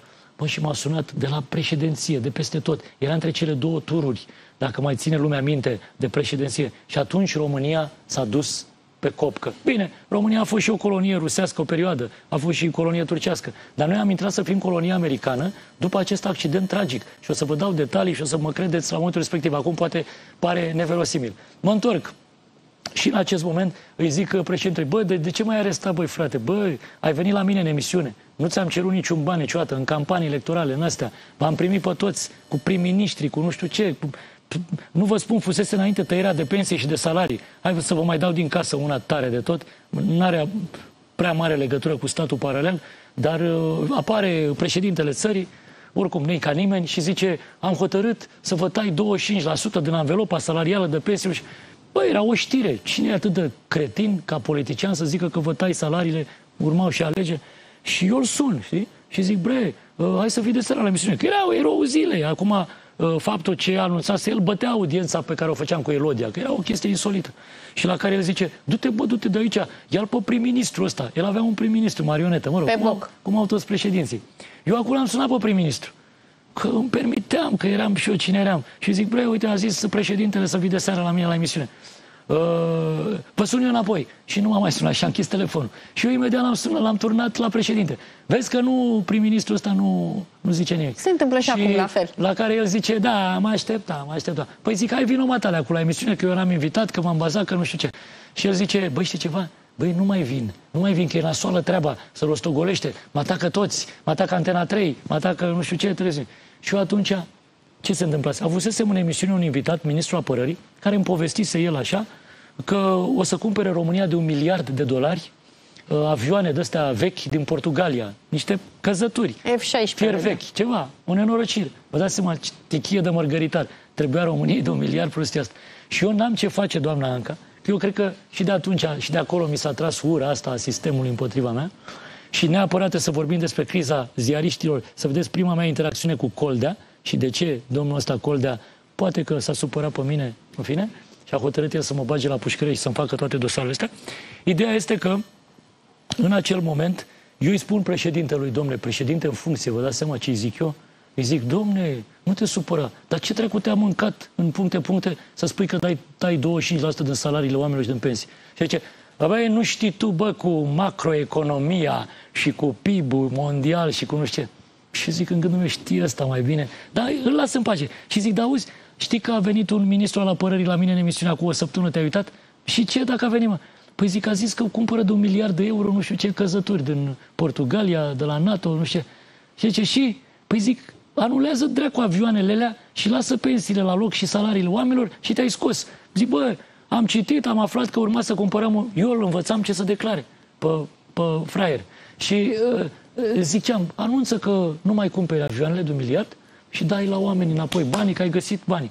La care el îmi zice, băi, nenorocitule, ce te bagi, mă, tu în chestia asta? Vezi, îți dă nasul tău. Și mi-a închis telefonul. Nu se întâmplase asta până atunci. Până atunci el mă ruga, în campanie electorale zicea, era vineri seara. Și știți că era adică sugeraezi că au tăiat salariile atunci ca să cumpere vechiturile. Nu numai. Ei tăiau salariile. Și altele. Dom'le, din răutatea asta, ca să fure ei mai mult, tăiau de la oameni. Adică era ceva incredibil. Adică nu e în stilul hoților treaba asta. Hoții fac grămada mare și fură de pe la poale. Ăștia făceau grămada mică și furau din vârf. Nebuni, oameni nebuni. Și așa cred eu că am început să mă cer cu ei, fiindcă până atunci ei erau de următoarea natură. Era campanie electorală ca acum și expira termenul dat de lege. Vineri seara, după 24, nu mai aveai voie. Exact. Și ei mă sunau așa, dar Dane, facem și noi o ilegală de seară. Zic, cum e ilegală, sunteți nebuni? Păi da, venim pe la 11 seara, ne ții până la 2 noaptea, zic, băi nebunilor, o să cine plătește amenziile? O să fie amendă de la cine? Hai mă că vine și băiatul cu valiza. Băi, deci astea erau relațiile și presupun că ei aveau asta și cu alți oameni din presă, dar niciodată colegi de-ai mei din presă nu se recunosc asta. Certe că eu am intrat în coliziune în toate felurile cu acest sistem. Vreau să mai fac o paranteză și cu această criză a ostatecilor, care este ceva, este un film în film. Ce au putut ăștia să inventeze în acea criză, ce făcătură au făcut și ce pentru telespectatorii mai Când tineri. a intrat în scenă Florian Coldea. Da, doamne, deci nimeni nu știa pe tânărul ăsta, nu știu cum să spun. Și pentru fel vrei să spun ceva, bravo lui, omul este un geniu, bine, un geniu al răului, dar are minte la el, așa cum el, cum pare zbanghiu. Deci ce a făcut băiatul ăsta este ceva, dar tot, vedeți, el n-ar fi ajuns niciodată la putere dacă această clasă politică nu era una de tip mafiot. Haideți să vă spun în 3 fraze și o să reluăm cu altă ocazie, cu detalii. Deci, dom'le, un tip, un cetățean arab, mă rog, avea și el o iubită. Și erau vremuri în care era la modă treaba asta cu răpirile, cum e acum, cu terorismul, cu nu știu. Și tipul ăsta era prieten cu un mare puternic al României. Și s-a dus și a zis, auzi, bă, frate, te înjură lumea prin sondaje, bă, că ai scăzut în sondaje. Și, păi, eu am o iubită, nu vrem să ducem, că am niște rude la mine în țară, până Irak, până nu știu, și să o facem pe asta dispărută, că acolo dispar pe bandă rulantă, toți turiștii, pe piață, pe bazar. Și ăsta zice, băi, ești prost și ce? Du mai departe ideea. Păi da, măi, dispare iubita și tu vii cu un desant ăsta, cu un avion privat. Adică spui că a fost o înscenare? Da, așa a început totul. Și tu vii ca șef al statului mafiot, băi, și recuperezi iubita mea, bă, frate. Băi, și te va iubi toată lumea. Ce credeți că îi zice ăsta? Zice, băi, nu, o să mă gândesc, ești nebun cu totul, ești nebun cu tot.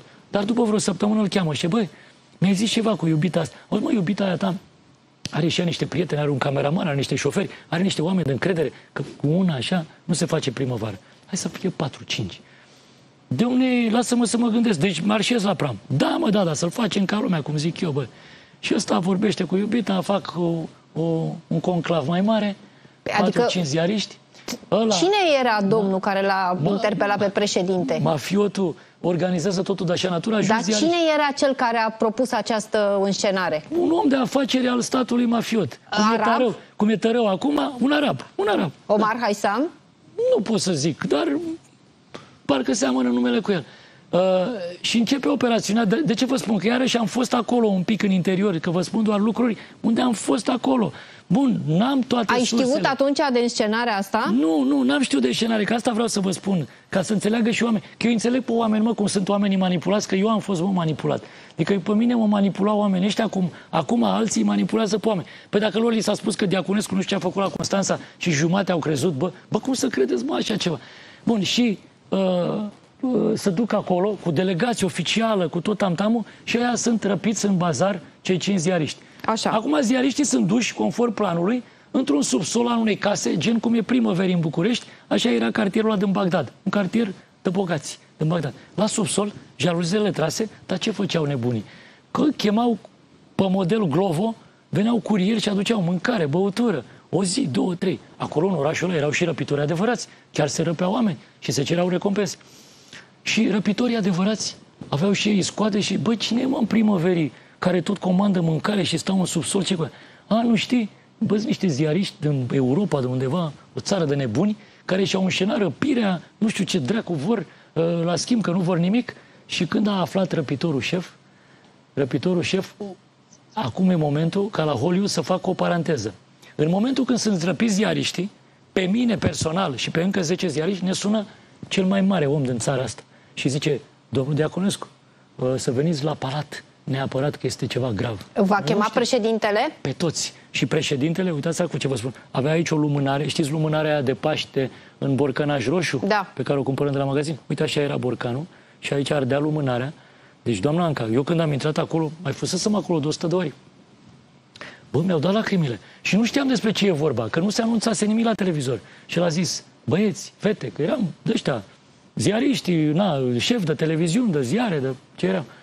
Bă, el era așa îmbrăcat în blugi, parcă văd și acum. Noi venisem, că nu știam de ce ne cheamă.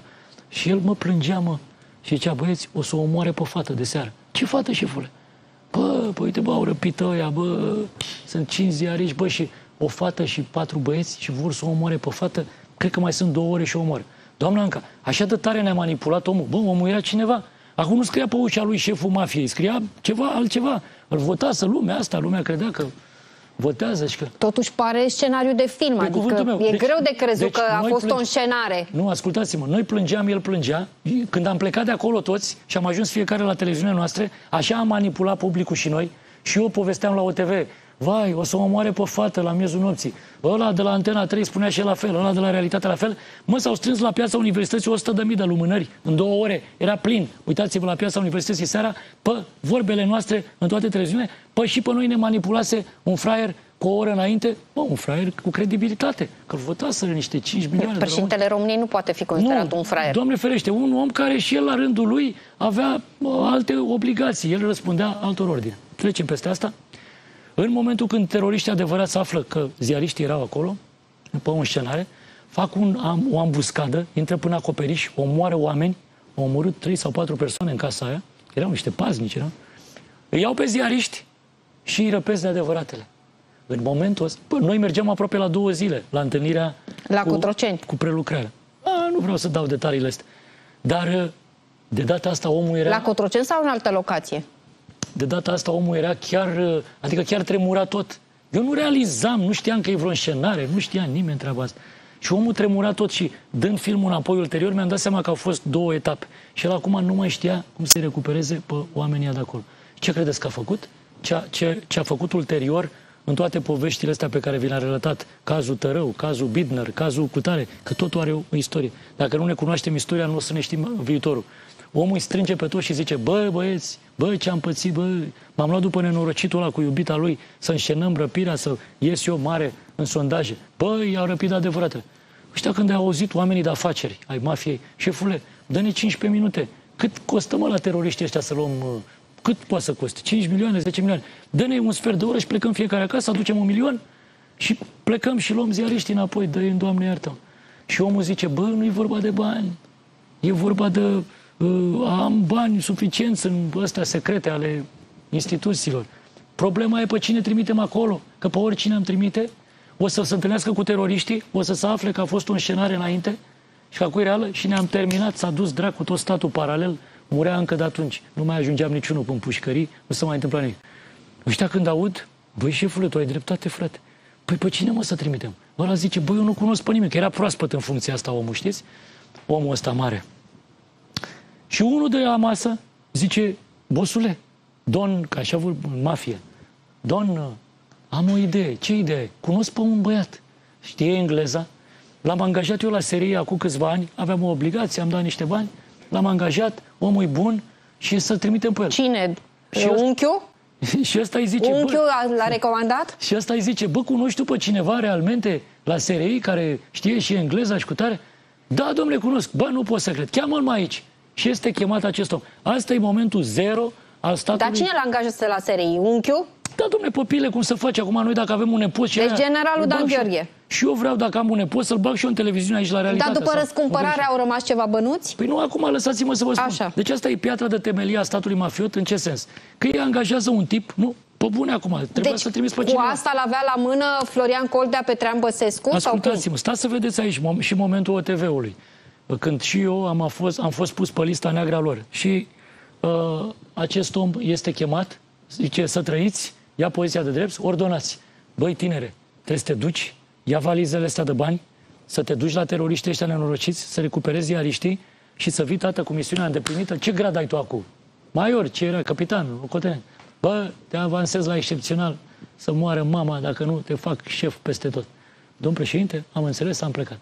Pleacă omul, se duce la teroriști, acum țineți-vă bine, negociază cu teroriștii, face un discount, că normal omul era negustor de meserie, nu-i prost deloc, se întoarce cu ziariștii, îl vedeți pe Otopeni când se deschide carlinga aia la avion și aleargă ziariștii, nu știu? Și e un tip cu o mască pe față, cu o cagulă, aceeași cagulă care urmărește toată povestea noastră în acest film captivant și are o geantă de piele în mână. Ei, geanta aia de piele a dus la închiderea OTV, la pușcăria mea, la dosarul de la Constanța, într-un fel metaforic. De ce vă spun asta? Că în momentul când operațiunea ziaristă termină cu brio, se dă o masă, cum am fi noi aici, unde vin ăștia, oamenii de afaceri. Cum se face? Da? Apropiați, felicitări, s-a terminat cu bine. Uf, am scăpat, am crescut în sondaje. Și în toată petrecerea asta era și un domn îmbrăcat așa în blugi și a dat cagula jos și a zis, domnilor, băi, aoleu, am uitat de tine. Băi, ce grad ai zis că ai, mă? Bă, colonel, că nu pot să te fac decât 2 grade, nu pot să te avansezi mai mult. Și l-a făcut în ce era colonel. Bă, bravo, colonel, crește de salariu. Dom'le, pe mine să mă iertați, eu trebuie să mă duc la muncă, că eu am muncă, eu sunt la serviciu și asta. Da, bă, dar mai stai să bei și tu cu noi. Nu, dar mai am o problemă. Ce problemă? Păi m-a învățat unchiulețul, m-a învățat să fiu negustor. Eu am fost negustor, eu am muncit de mic, eu de când am plecat de acasă am muncit. Păi și ce vrei, mă, să spui? Și scoate geanta de pe YouTube, puc, și o pune pe masă. Și eu am făcut economie, eu m-am luat în gură cu ea. Păi că mi-au cerut ea 10 milioane și am scos pistolul. Și am făcut că trag spre tavan. Băi, au zis, băi, frate, și ce vrei? Bă, vă dau 5 milioane, ultimul preț, și plec de aici cu ziariști. Hai, domnule, du-te că avem și noi arme și te omorâm și noi. Asta nebun, v-am spus că omul e tare. Și a zis, 7 milioane ultimul preț. Bine, salam alecum, 7 milioane să fie. Și au rămas 3. Și au rămas 3. Și acum vine bomba. Și era un geantă. Și acum vine bomba și zice, șefilor, boșilor, eu am făcut economie, eu sunt negustor, trăiți bar familia. Deci tu erai acolo? Nu, o să vedeți imediat cum. Uite banii. Și asta a înghețat toată lumea. Toată lumea se pregătea de pușcărie, conform surselor mele, toți se povestea. Bă, când ăla a pus geanta pe banc cu masă, povestesc cu oameni apropiați și o să primiți confirmări, toți am înghețat.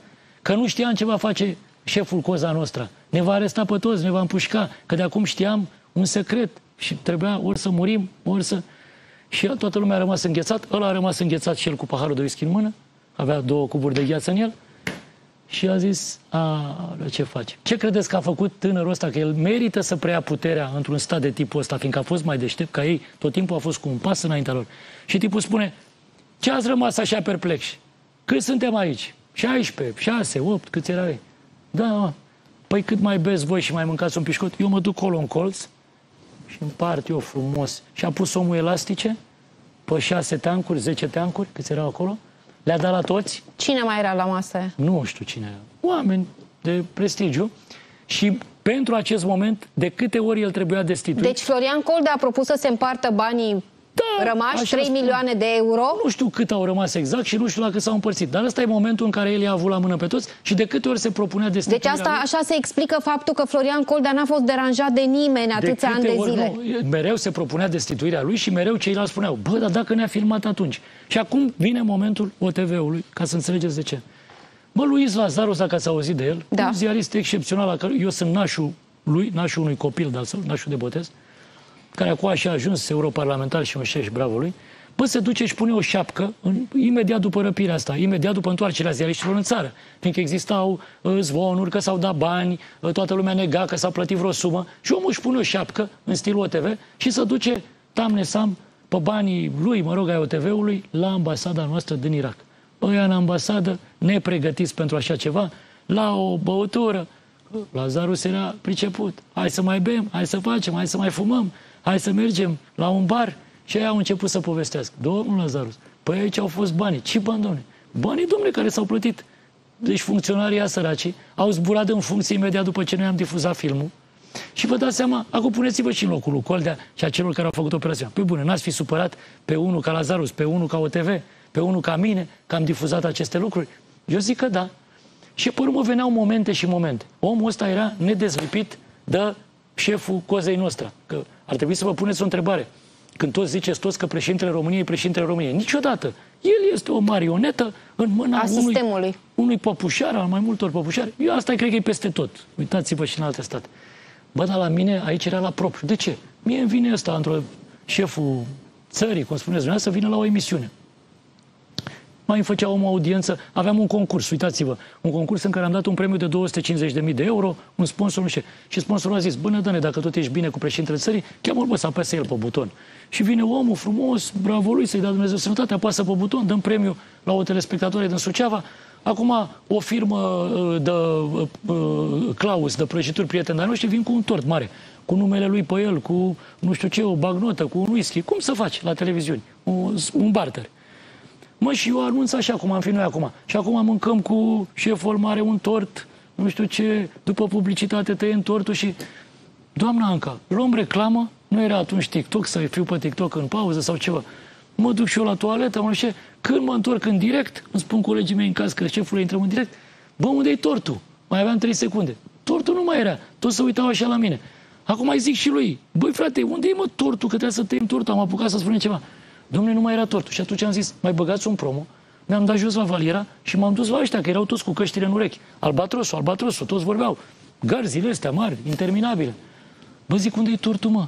Și la un moment dat unul îmi spune, eu nu-l cunoșteam pe ăsta ca fiind Coldea după figură, nu mă intersectasem cu el. Dar am aflat ulterior că el era nedezlipit. Și, adică era un tip care în pauzele de publicitate dădea un cot la camerele de luat vederi, dacă telespectatorii știu cum arată o cameră de luat vederi, dădea așa un cot și ele costă mult camerele astea de luat vederi. Și mie îmi părea rău că erau ca și ale mele. Deci venea în platou de televiziune când venea președintele. Și în pauzele de publicitate, așa, ca să nu-l filmăm, vezi, Doamne, pe om, că mai bea și el, îi fuma o țigară sau bea un whisky, el dădea cu cotul în cameră de luat vederi. Mie nu mi-a plăcut comportamentul ăsta, că erau ale mele și puteau să cadă. Și zic, alo, bă, frate, ce faci? Asta până 2006. Nu știam cine. Bă, ce faci, mă? Adică el își permitea niște chestii. Ce, domne, eu apăr aici siguranța națională, cu tare, să nu fie filmat. Bă, zic, dacă vreau să ți-l filmez în ipostaze, ți-l filmam, bă, de mult. Domne, și 2-3 ani mai târziu vine momentul ăsta cu tortul care a pus capac, cred că la relația personală, gen între mine și el, sau eu știu ce-a fi fost în capul lui, că n-am vorbit cu el niciodată să-l întreb. Și era atunci acolo când și a dispărut tortul, da? Așa. Și am zis, bă, unde-i tortul, unde-i tortul? Și unul zice, domnul Dan, l-am dus la laborator. Și eu atunci m-am luat de șeful acestui dispozitiv, care era el. Și zic, bă, de ce ați luat, mă, tortul, dacă ați auzit că eu am anunțat în direct că dăm un tort? Că să-l verifice, vezi, Doamne. Și zice el, deci vorbea așa la, păi, bă, tu crezi că mănâncă șeful țării de la tine, bă, tort, bă? Adică zic, mă, cum? Păi ce, mă, dacă îl otrăvești? Bă, zic, dacă vreau să-l otrăvesc și poate bine făceam, dracu, dacă cu 10 ani, 15 ani, 20 de ani, de când vine în emisiune. Zic, acum te-ai născut tu să aperi tu pe ăsta. Bă, zic, când aduci tortul? Păi l-am dus la un laborator, unde să verificăm. Bă, era ceva noaptea minții. Doamne, zic, ăștia nici la Ceaușescu nu făceau așa ceva. În orice caz, incidente de genul ăsta, care au produs o deteriorare, presupune a relației, și atunci când i-am intrat în mână, cum zice domnul general mai devreme, m-a executat. Revenim la povestea noastră a acestui stat mafiot, în momentul în care am plecat de la Neatoni, dacă... Da, la masa aceea când s-au împărțit banii, erau și jurnaliști? Nu, era crem de crem. Erau de ăștia, nu știu, de tărău și de alte oameni de afaceri importanți. Și bine, pentru ei a face rost de bani este, cum să spun, un mod de a trăi. Eu i-am văzut pe oamenii ăștia. Pentru ei banii, eu i-am văzut ce declară prin instanțe, unii dintre ei. Întreabă judecătorul: dom'le, dar ai primit 6 milioane de euro? 6 sau 7, nu mai țin minte. Dar cum erau? Erau într-o valiză. Deci nu vă închipuiți că pentru ei e așa o surpriză că vine unul cu 3 milioane și împarte și așa mai departe. Ei au elastice din astea pregătite pe mâini și leagă banii și oamenii se vaietă acasă că n-au bani și banii normal că nu sunt, că dispar în zonele astea. De asta vă spun, ei când iau puterea, că vă dăm exemplu acelui tărău, ei prind niște surse de bani și ei le blochează și strâng banii, pușculițele astea publice pentru partide, în felul acesta. Este extrem de simplu. Dar mă întorc ca să aibă povestea... La Neatoni. Mă întorc la în momentul mașină, când a ieșit. Mă întorc în mașină, apeluri pierdute și zic: bă, de ce m-ai arestat? Bă, nu te-am arestat eu, băi! Nu te-am arestat eu. Și aici să moară mama ceva și a și murit mama sa, păcat. Doamne, nu știu dacă din cauza asta, dar el s-a jurat că nu are legătură și vreau să spun că am 2-3 surse care mi-au confirmat că e posibil să aibă dreptate, în sensul că el era la o băută și avea un televizor. Cred că domnul președinte Traian Băsescu vrea să intre în direct, văd că mă sună acum. O să vă rog frumos să-l contactați pe domnul președinte, dacă dorește să dea un drept la replică lui Dan Diaconescu, vă rog mult să-l contactați. Vreau să vă spun că am verificat acest moment și mulți mi-au spus că s-au îngălbenit televizoarele când eu am fost reținut, v-am povestit cu Neatoni, și el ar fi zis: bă, mi l-au luat și pe ăsta. Adică aici, repet, pot să cred că nu a avut. Dar, în orice caz, cred că la eliberarea mea a avut el sau altcineva. Fiindcă eu, în momentul eliberării, da, am ajuns la OTV, cum v-am spus, și am anunțat ceea ce anunțasem și pe treptele de la ieșirea din pușcărie: dom'le, voi face politică, nu știu ce, voi candida la președinție cu tare. Am avut cu el chiar și un dialog, că acum mi-aduc aminte, și să confirme dacă tot vrea să intervină. Dacă tot i-am rugat pe colegii mei să-l sune. Am avut și un dialog de genul: bă, zic, dom'le, uite, eu o să candidez. Și el zice: bă, foarte bine, el acum era în 2000... Domnul președinte Traian Băsescu este în legătură directă cu noi. Bună seara, domnule președinte, vă mulțumesc mult. Înțeleg că vreți să-i dați un drept la replică, e normal, așa, vă rog. Da, eu vă mulțumesc mult.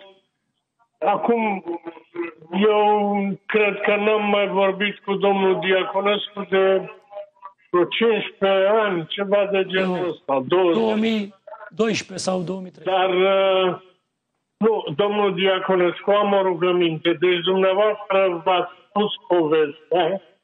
Rugămintea este să-mi permiteți să explic punctul meu de vedere. Vă rog, domnule președinte. Bun, cred că eu pot înțelege stresul, tensiunile prin care a trecut domnul Diaconescu, dar nu pot accepta șirul de fantezii pe care le exprimă fără a le clarifica.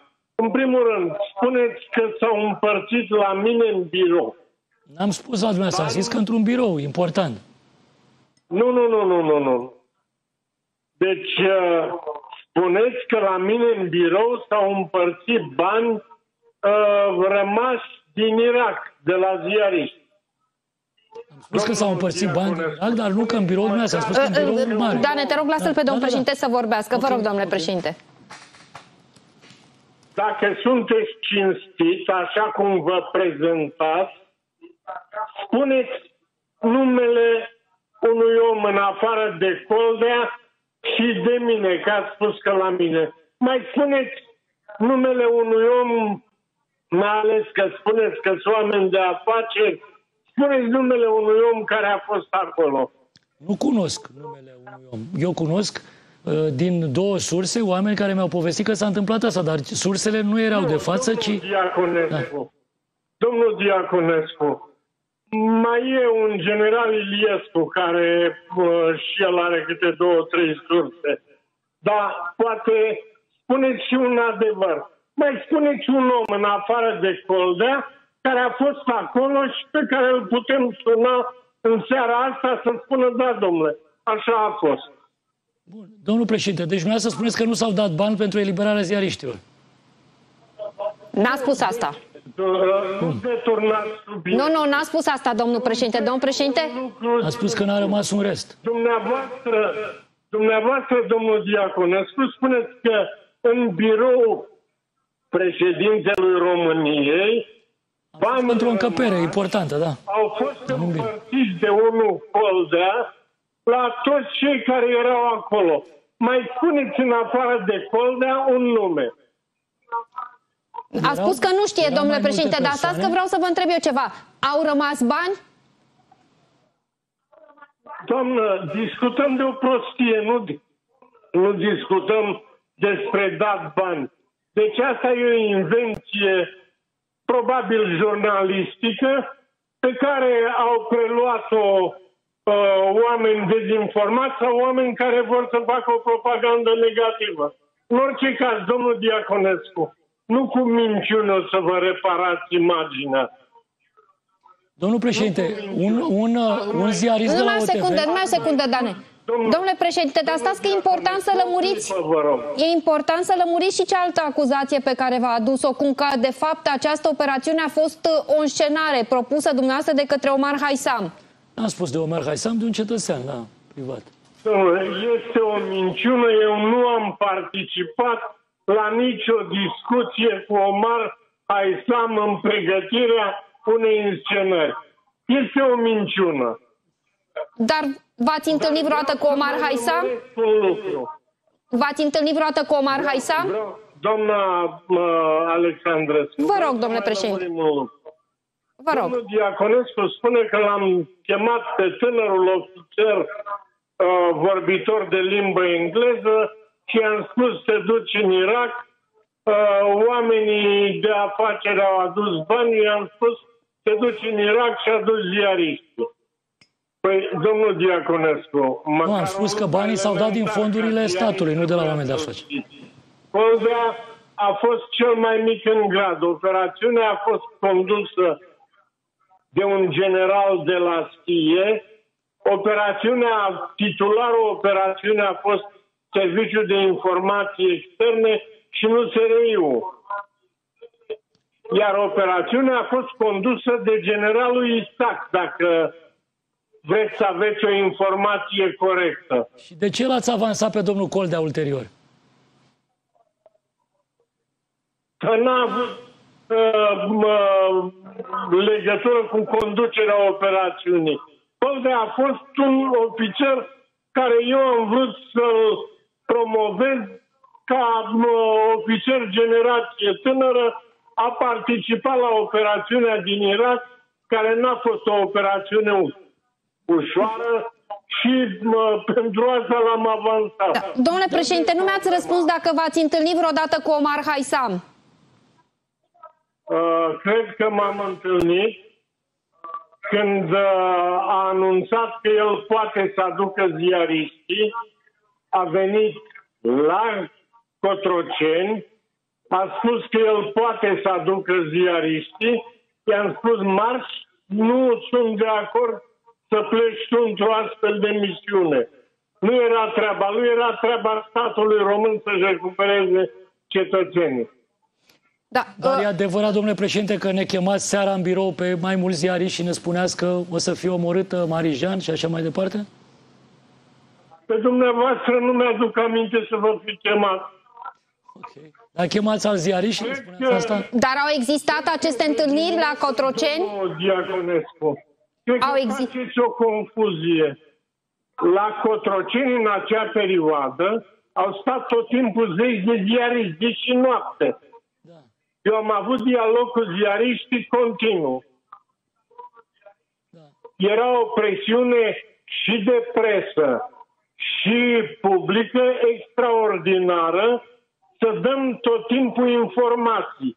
Nu vă puteți plânge ca ziariști că în acea perioadă n-ați avut dialog cu mine. Da.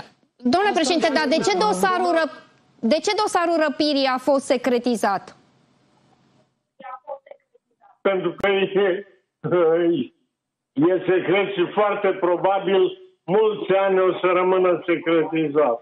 De ce? Pentru că sunt oameni, sunt surse de informații, nu vă spune nimic faptul că a fost o echipă combinată SIE și SRI. Cu doctorul deci, sunt lucruri care nu pot fi făcute publice cât timp trăiesc oameni care au ajutat la operație. Am înțeles, dar cu doctorul Iasin ce ați discutat? Foarte multe. Foarte multe am discutat. Iasin s-a implicat atât cât s-a putut în a stabili contacte în lumea arabă. Am înțeles. Mai doriți să mai adăugați și altceva, domnule președinte? Pentru că Dan Diaconescu a mai făcut o afirmație despre... adăugat ceva. Vă rog. Foarte important. Vă rog, domnule președinte. Sau care domnului Diaconescu îi se părea foarte important, de l-a transformat la fabulat. Cum Coldea a venit cu mine la OTV și a furat tortul, ceva de genul ăsta. Domnul... A furat, a zis că îl duce la analize. L-a adus înapoi, dar mai târziu. Diaconescu. SRI-ul nu are în atribuțiuni protecția președintelui. Deci, ați putea fi credibil dacă n-ați spune atâtea minciuni, domnul Diacon. Și atunci ce căuta pe lângă dumneavoastră mereu tipul ăsta? Păi dar cine, ce tip? Despre cine vorbiți? Despre Coldea asta, da. Da, domnule președinte... n-a fost niciodată pe lângă mine. Da, domnule președinte, Dan Diaconescu a mai făcut o afirmație că ar fi vorbit cu dumneavoastră... Stați, doamnă. Vă rog, vă rog. Alexandrescu. Vă rog, domnule președinte. Domnul Diaconescu acreditează o altă minciună. Că ar fi fost Coldea pe lângă mine. Păi, dumneavoastră l-ați invocat de multe ori pe Coldea în seara asta. Mă tem că nu știți cu cine vorbeați. Ok. Eu oricum nu v-am invocat pe dumneavoastră, dar faptul că vă simțiți cu musca pe căciulă, pentru mine spune totul. Ce v-a făcut?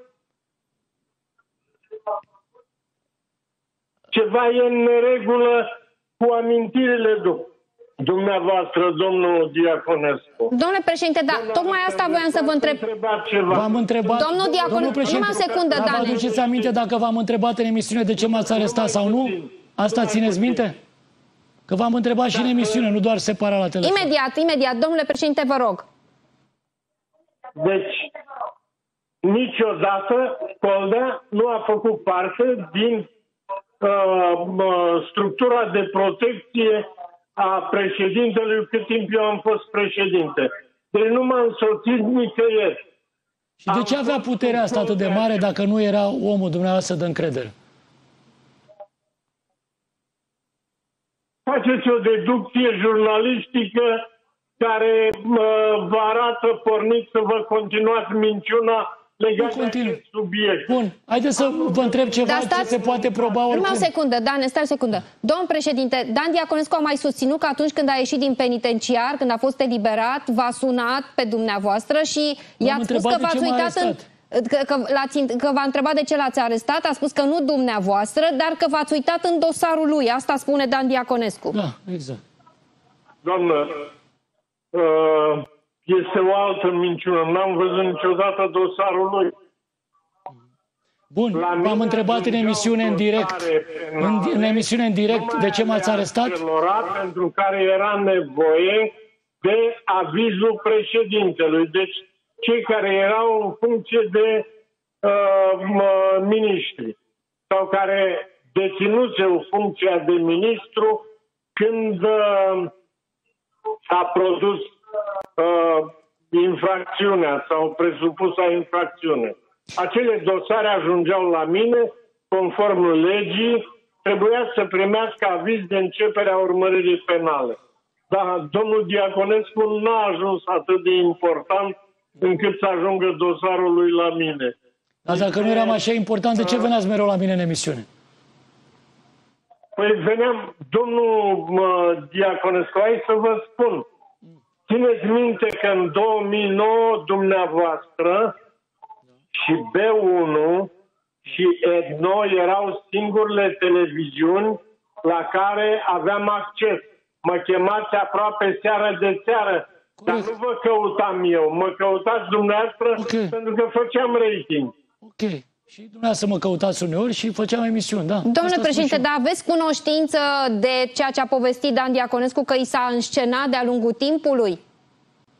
Dar când mi-a închis televiziunea regimul PSD și ați venit... Am vrut să clarific strict zona în care a făcut afirmații legate de mine și afirmații urâte. Pe mine mă intrigă, domnule Băsescu, că eu nu v-am nominalizat în seara asta sub nicio formă. Domnule președinte, dar v-a sunat Dan Diaconescu când a ieșit din penitenciar? Nu, doamnă, nu mi-aduc aminte să fi vorbit cu Dan Diaconescu și mai ales că Dan Diaconescu m-a întrebat de ce l-am arestat. Da. Nu vă aduceți aminte, dar nu spuneți că nu e adevărat. Păi dacă vă arată cu telespectatorii de pe YouTube când v-am întrebat în direct de ce m-ați arestat? Cum? Există înregistrarea pe internet în care vă întreb cu gurița mea, domnule președinte Traian Băsescu, de ce m-ați arestat? Există. Probabil mă întrebați pe internet. Că pe telefon eu nu mi-aduc aminte de asemenea discuții. Bun, asta e altceva. Eu mi-aduc aminte că și pe telefon v-am întrebat. Dacă ați pus întrebarea pe internet, n-aveți decât să o puneți. Eu n-am... Nu, mă refer că într-o emisiune în studioul meu, eu v-am întrebat asta. Și mi-a zis, bă, nu te-am arestat. Eu, dar dacă vrei te arestez ca să-ți mai crească, nu știu ce. Era ca o glumă. Dar a existat acest dialog. Eu zic să trimiteți înregistrarea la realitatea să ne dea doamna Ale. Da, vă rog, cred că o găsim și acum repede pe internet. Nu asta e problema. Pe mine mă intrigă, bun, de ce nu l-ați destituit, domnule, pe domnul Coldea, dacă tot nu era așa important și nu stătea pe lângă dumneavoastră? Ce anume? Când ați auzit ce făcea domnul Coldea în România, de ce nu l-ați destituit, dacă tot nu era atât de important și nici nu era un apropiat al dumneavoastră? De ce nu l-ați aruncat ca pe măsea stricată? Nu, domnul Diaconescu, am o rugăminte. Dumneavoastră aveți de dat răspunsuri, nu eu. Adică? La ce, domnule președinte? Adică mă amenințați? că aveți de dat destule răspunsuri și nu mă întrebați pe mine de ce n-am schimbat pe cineva sau pe altcineva. Păi că a venit vorba dacă dumneavoastră a sunat. Întreba eu de ce nu v-ați schimbat cameramanul că vă filmează prost. Domnule președinte, în momentul acesta colegii mei mi-au trimis momentul din emisiune cu întrebarea și v-am trimis-o eu pe WhatsApp dumneavoastră. Da. Doamnă, dacă a fost în emisiune, poate să fie în emisiune orice fel de întrebare. Nu-mi puteți cere să țin minte întrebările din emisiuni de acum 15-20 de ani.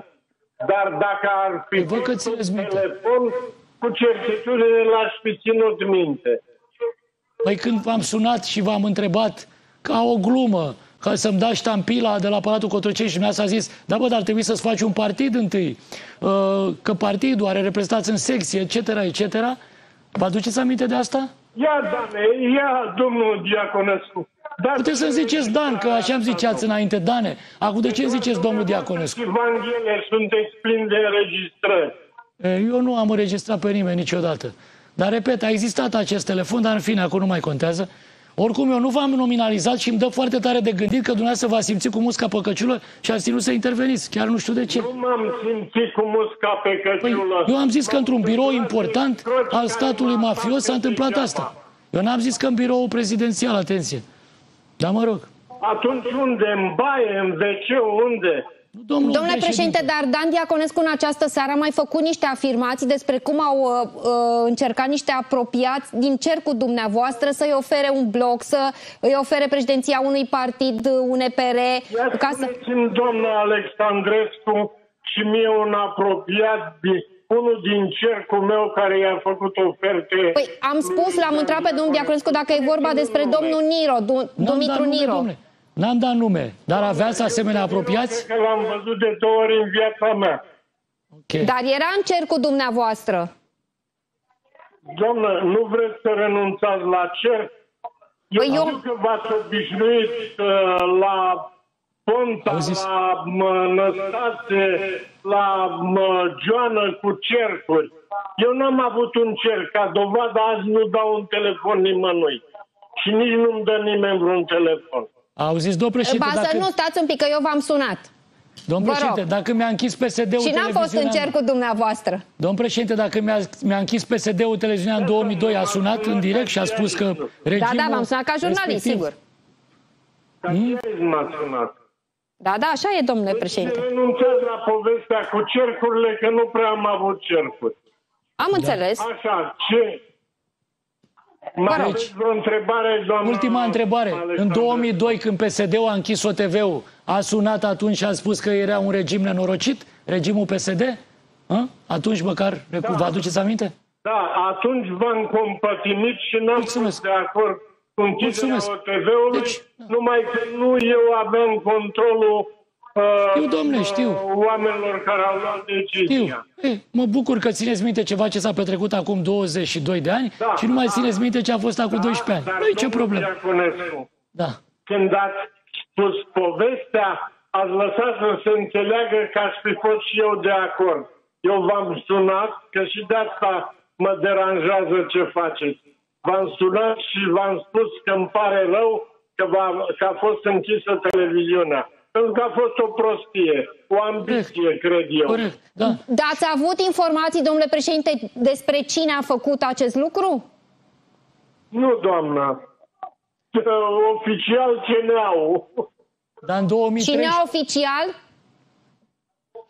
Nu știu. Nu știu. Dumneavoastră erați cea mai informată persoană din România, domnule președinte. Doamna Alexandrescu, cred că lucrați la un cabinet care era mai aproape decât cabinetul meu de personal. Eu i-am spus, domnule Băsescu, i-am spus că doamna care era șefă la CNA a fost consiliera domnului Ponta. Am spus lucrul acesta deja. Da, și dumneavoastră continuați să fiți în apropiere acolo. În apropierea cui? Să știți dumneavoastră, nu să mă întrebați pe mine. În apropierea cui? Da, doamna Alexandrescu, eu nu vreau să vă mai fac o emisiune, aveți destul una cu Diaconescu, ieri ați avut una cu Becali, deci nu mai aveți nevoie de emisiune. Da. Domnule președinte, dar nu e bine să scoatem aceste lucruri la suprafață? Da, doamnă, e bine să le scoateți, dar trebuie scoase corect. Că uite... De acord cu dumneavoastră. A fost o surpriză, exagerările, au fost o surpriză, exagerările domnului Diaconescu. Eu îl înțeleg că e necăjit. Dar, domn președinte, știți că un ziarist de la OTV, pe numele său, Luis Lazarus, a fost la ambasada din Irak cu o cameră ascunsă, în fine, și lucrători din ambasadă au spus că s-au dat bani? Ați văzut caseta asta în 2005, când am difuzat-o? Nu, n-am văzut, dar puteți să o redifuzați. Serios? Am să o iau eu de la Dan Diaconescu ca să o redifuzăm, dar, domnule președinte, apropo că mi-ați spus că l-am avut pe Becali aseară, dar ce părere aveți de dezvăluirile lui Becali de aseară, de jocurile lui Viorel Hrebenciuc și astăzi? N-aș vrea să le comentez, pentru că, sincer să fiu, nu le-am văzut în direct. Era în meciul Real Madrid cu Leverkusen. A fost super spectacol, 7 goluri să vezi, 2 date de nemți și 5 de madrid. Dar după aceea ați văzut ce a spus domnul Becali. Am văzut în reluare astăzi de la multe televiziuni ieșirea lui Becali. Și cum vi se par afirmațiile? Doamnă, nu comentez. Păi de ce stați un pic, domnule președinte, pentru că în 2009, când ați candidat împotriva lui Mircea Joană, tot Hrebenciuc era șef de campanie la domnul Joană. Cine era șef? Hrebenciuc? Da. Hrebenciuc. Apropo, Putin a pățit ca Joană. Putin s-a culcat cu referendumul cu nu în Republica Moldova și s-a trezit cu el dimineață. Am înțeles. Domnule președinte, dar Mircea Joana acum are vreo șansă să ajungă președinte dacă în 2009 n-a reușit? Doamne, Acum are... nu vreau să vorbesc nimic despre campanie. Am înțeles. Fac intervenții strict ca să mă apăr dacă este cazul. Am înțeles, domnule președinte. Vă mulțumesc foarte mult pentru intervenție și vă aștept după alegeri. O seară bună! La revedere, mulțumesc mult! La revedere!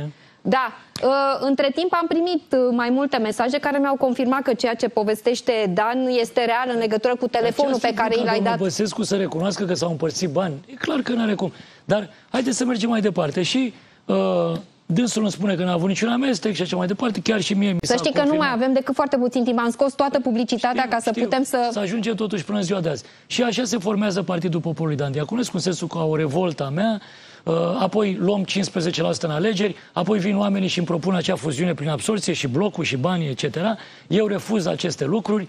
Apoi toți acești intermediari care au venit mie să-mi propună pactul cu diavolul au avut și ei de pățit tot felul de alte înscenări și ei au avut dosare și ei au făcut Dar de ce au fost executați? Pentru că au fost folosiți în astfel de operațiuni? Că n-au fost buni, că n-au dus până la capăt și ca să nu vorbească cumva despre ce s-a întâmplat? Da, probabil. Eu chiar m-am întâlnit cu unii dintre ei și unul mi-a spus: băi, știu, și eu zic, uite, îmi pare rău pentru ce ai pățit. Și el zice: și din cauza ta? Zic, pardon, din cauza mea vreodată? De ce? Pentru că nu te-ai lăsat convins. Și omul zice: dacă stau să mă gândesc mai bine, doar din cauza ta. Zic, aia nu se poate. Și el începe să-mi aduc aminte. Mai ții minte când am fost acolo, când ți-am propus aia? Să da. Și nu ai vrut, n-ai acceptat, fiindcă ești incontrolabil, nu știu cum spuneau ei, și când m-am întors fără tine, pe tavă, fără trofeu, toți mi-au zis: ha, te-a făcut și pe tine Olteanul ăla și el a căzut în disgrație. Asta mi se povestea. Ori ăsta este circuitul banilor, ăsta este circuitul puterii. Dar Victor Ponta ce rol a avut în această poveste? Pentru că el a venit premier atunci. Și tu te-ai dus să-l contracandidezi. Domnul Băsescu îmi spunea că nu poate să înghită un om ca Ponta, că mai degrabă înghite un porc. În fine, avea niște expresii de genul. Suntem în perioada 2012-2013.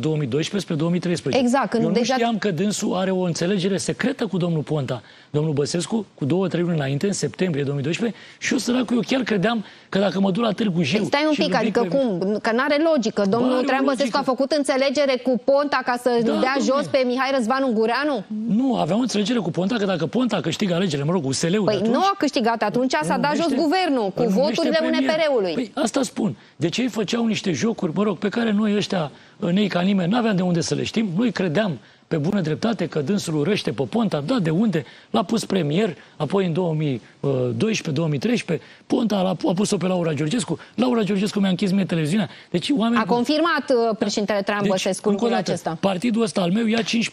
Peste o lună se închide televiziunea. Bă, deci nu mai vorbim de vreun dosar penal, nu mai vorbim de vreo condamnare. Deci toți cei care ziceți: a făcut Diaconescu ceva. Mă, gândiți-vă dacă am făcut ceva. De ce mi s-a închis, mă, televiziunea? Dar de ce s-a închis de 2 ori? Bun, și regimul PSD închide televiziunea în 2013, ce să vedeți? Eu rămân fără voce. Uite, așa stăteam la pereți. Mă mai invitau 2-3 televiziuni pe aici pe acolo. Și începe dosarul penal care fusese închis când i-am zis omului că opresc promo, dosarul care fusese deschis că nu m-am dus, da? Dar acum dosarul din nou se închidea că eu acum făceam partid, corect? Mă eliberase călăul, da? Că domnul Băsescu poate nu o să recunoască niciodată că o fi vorbit cu acel călău să mă elibereze, nu contează. Eu îmi fac partidul, eu câștig alegerile, mă rog, cu 15% și mi se propune, planul lor secret care era: hai să lăsăm pe tâmpit să ia 15% și apoi să-i luăm tot partidul cu totul. Ceea ce de altfel s-a și întâmplat. Ceea ce mi s-a propus, dar eu nu am fost de acord. După ce te-au rezolvat pe tine. Eu mă duc la închisoare, că și aici o întreagă poveste, cu completul care s-a schimbat. Deci, dom'le, azi aveam un judecător. Râdea lumea în sală, fiindcă a venit primarul ăla din nu știu ce comună, despre care se spunea că l-aș fi șantajat, și primarul a zis: onorată instanță, eu nu-l cunosc pe Diaconescu. Cum să mă șantajeze dacă nu le cunoaște? N-am vorbit în viața noastră. Păi, dom'le, dar ați vorbit prin intermediari, printr-unul Doru Pârv. Doru Pârv zice: n-am vorbit. Și atunci lumea râdea în sală, eu urma să fiu achitat. Și ai luat 5 ani și 6 luni. Se schimbă judecătorul și vine un judecător, nici nu mai reaudiază, nu mai face nimic și îmi dă 5 ani și jumătate. Mă duc la închisoare în 2015. Dom'le, la închisoare în prima zi nu ai voie la telefoane și astea, că nu am... Și aveam voie la un singur telefon cu familia. Și sun și eu la telefon, la femeia, nu știu. Și femeia zice, sau nu mai știu, ce, vezi că te caută cineva de la partid. Partidul ăsta al meu, care era încă un partid în floare, mă rog, mai aveam din 68 de parlamentari, vreo 30-40, te caută conducerea partidului. Să mai suni mâine la ora 2, la mine acasă, ca să vorbești cu șefa partidului, care era atunci. Și acum eu la 2, iar sun, bă, zic, pe impulsurile mele, fac acum, pierd timpul așa. Și asta îmi zice, să știi că trebuie să facem o fuziune până absorție cu UNPR-ul. Când am auzit asta, mi-am adus aminte de bloc, de spital, de cutare, de 50 de milioane de euro. O fi luat cineva banii sau blocul sau spitalul? Vedeți, nu. Și eu atât am putut să spun, băi, exclus cu UNPR. Faceți alianță cu PRM, faceți cu oricine, dar nu cu UNPR. Și am închis telefon. Persoana a convocat CPEX-ul ăsta al partidului de 9 persoane și le-a zis așa: voi nu aveți acces la Diaconescu, deci atât de repede au lucrat și atât de bine. Nu aveți acces. Eu am vorbit adineauri cu el, doar pe mine m-a sunat. Și ce s-a zis? Ne-a zis să dăm partidul la UNPR. Doamne, și l-au dat. Partid cu sedii în toată țara, partid cu niște bani în cont.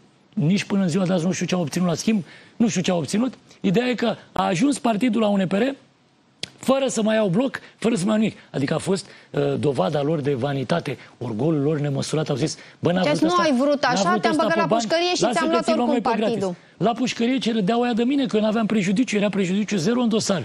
Că judecătoarea, de unde o fi primit ea ordin să mă condamne, a zis așa: nu s-a constatat vreo probă că Diaconescu a șantajat pe ăla, dar televiziunea OTV se ocupa cu așa ceva și, prin urmare, trebuie să dăm un exemplu că patronul televiziunii te-a condamnat. Șantajul are maxim de 5 ani. Am uitat să spun, 5 ani când pui sabia la gâtul cuiva, tai puțin din gât și ăla îți dă niște bani. Ăla e 5 ani.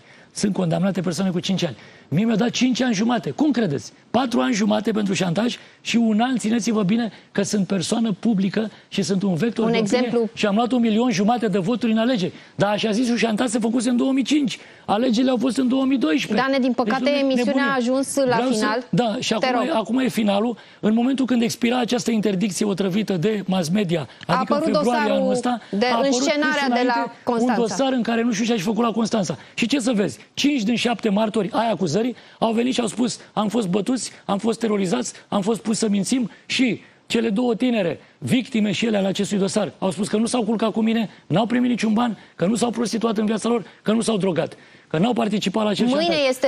Mâine eu sper să se închidă acest dosar, fiindcă nu mai e nicio probă. Mâine aștept rezultatul dosarului și te invit... Au spus în sfârșit adevărul, dar și acolo... Te invit deja pentru ediția următoare, pentru că sunt sigură că lucrurile se vor lămuri. Dar de ce s-o fi simțit domnul Băsescu cum musca păcăciună? Nu știu, dar o să vorbim în continuare. Dan, îți mulțumesc foarte mult pentru participare. Mă bucur că ți-ai făcut revenirea la noi în emisiune. O să revin. De acum îți fac invitația pentru următoarea ediție.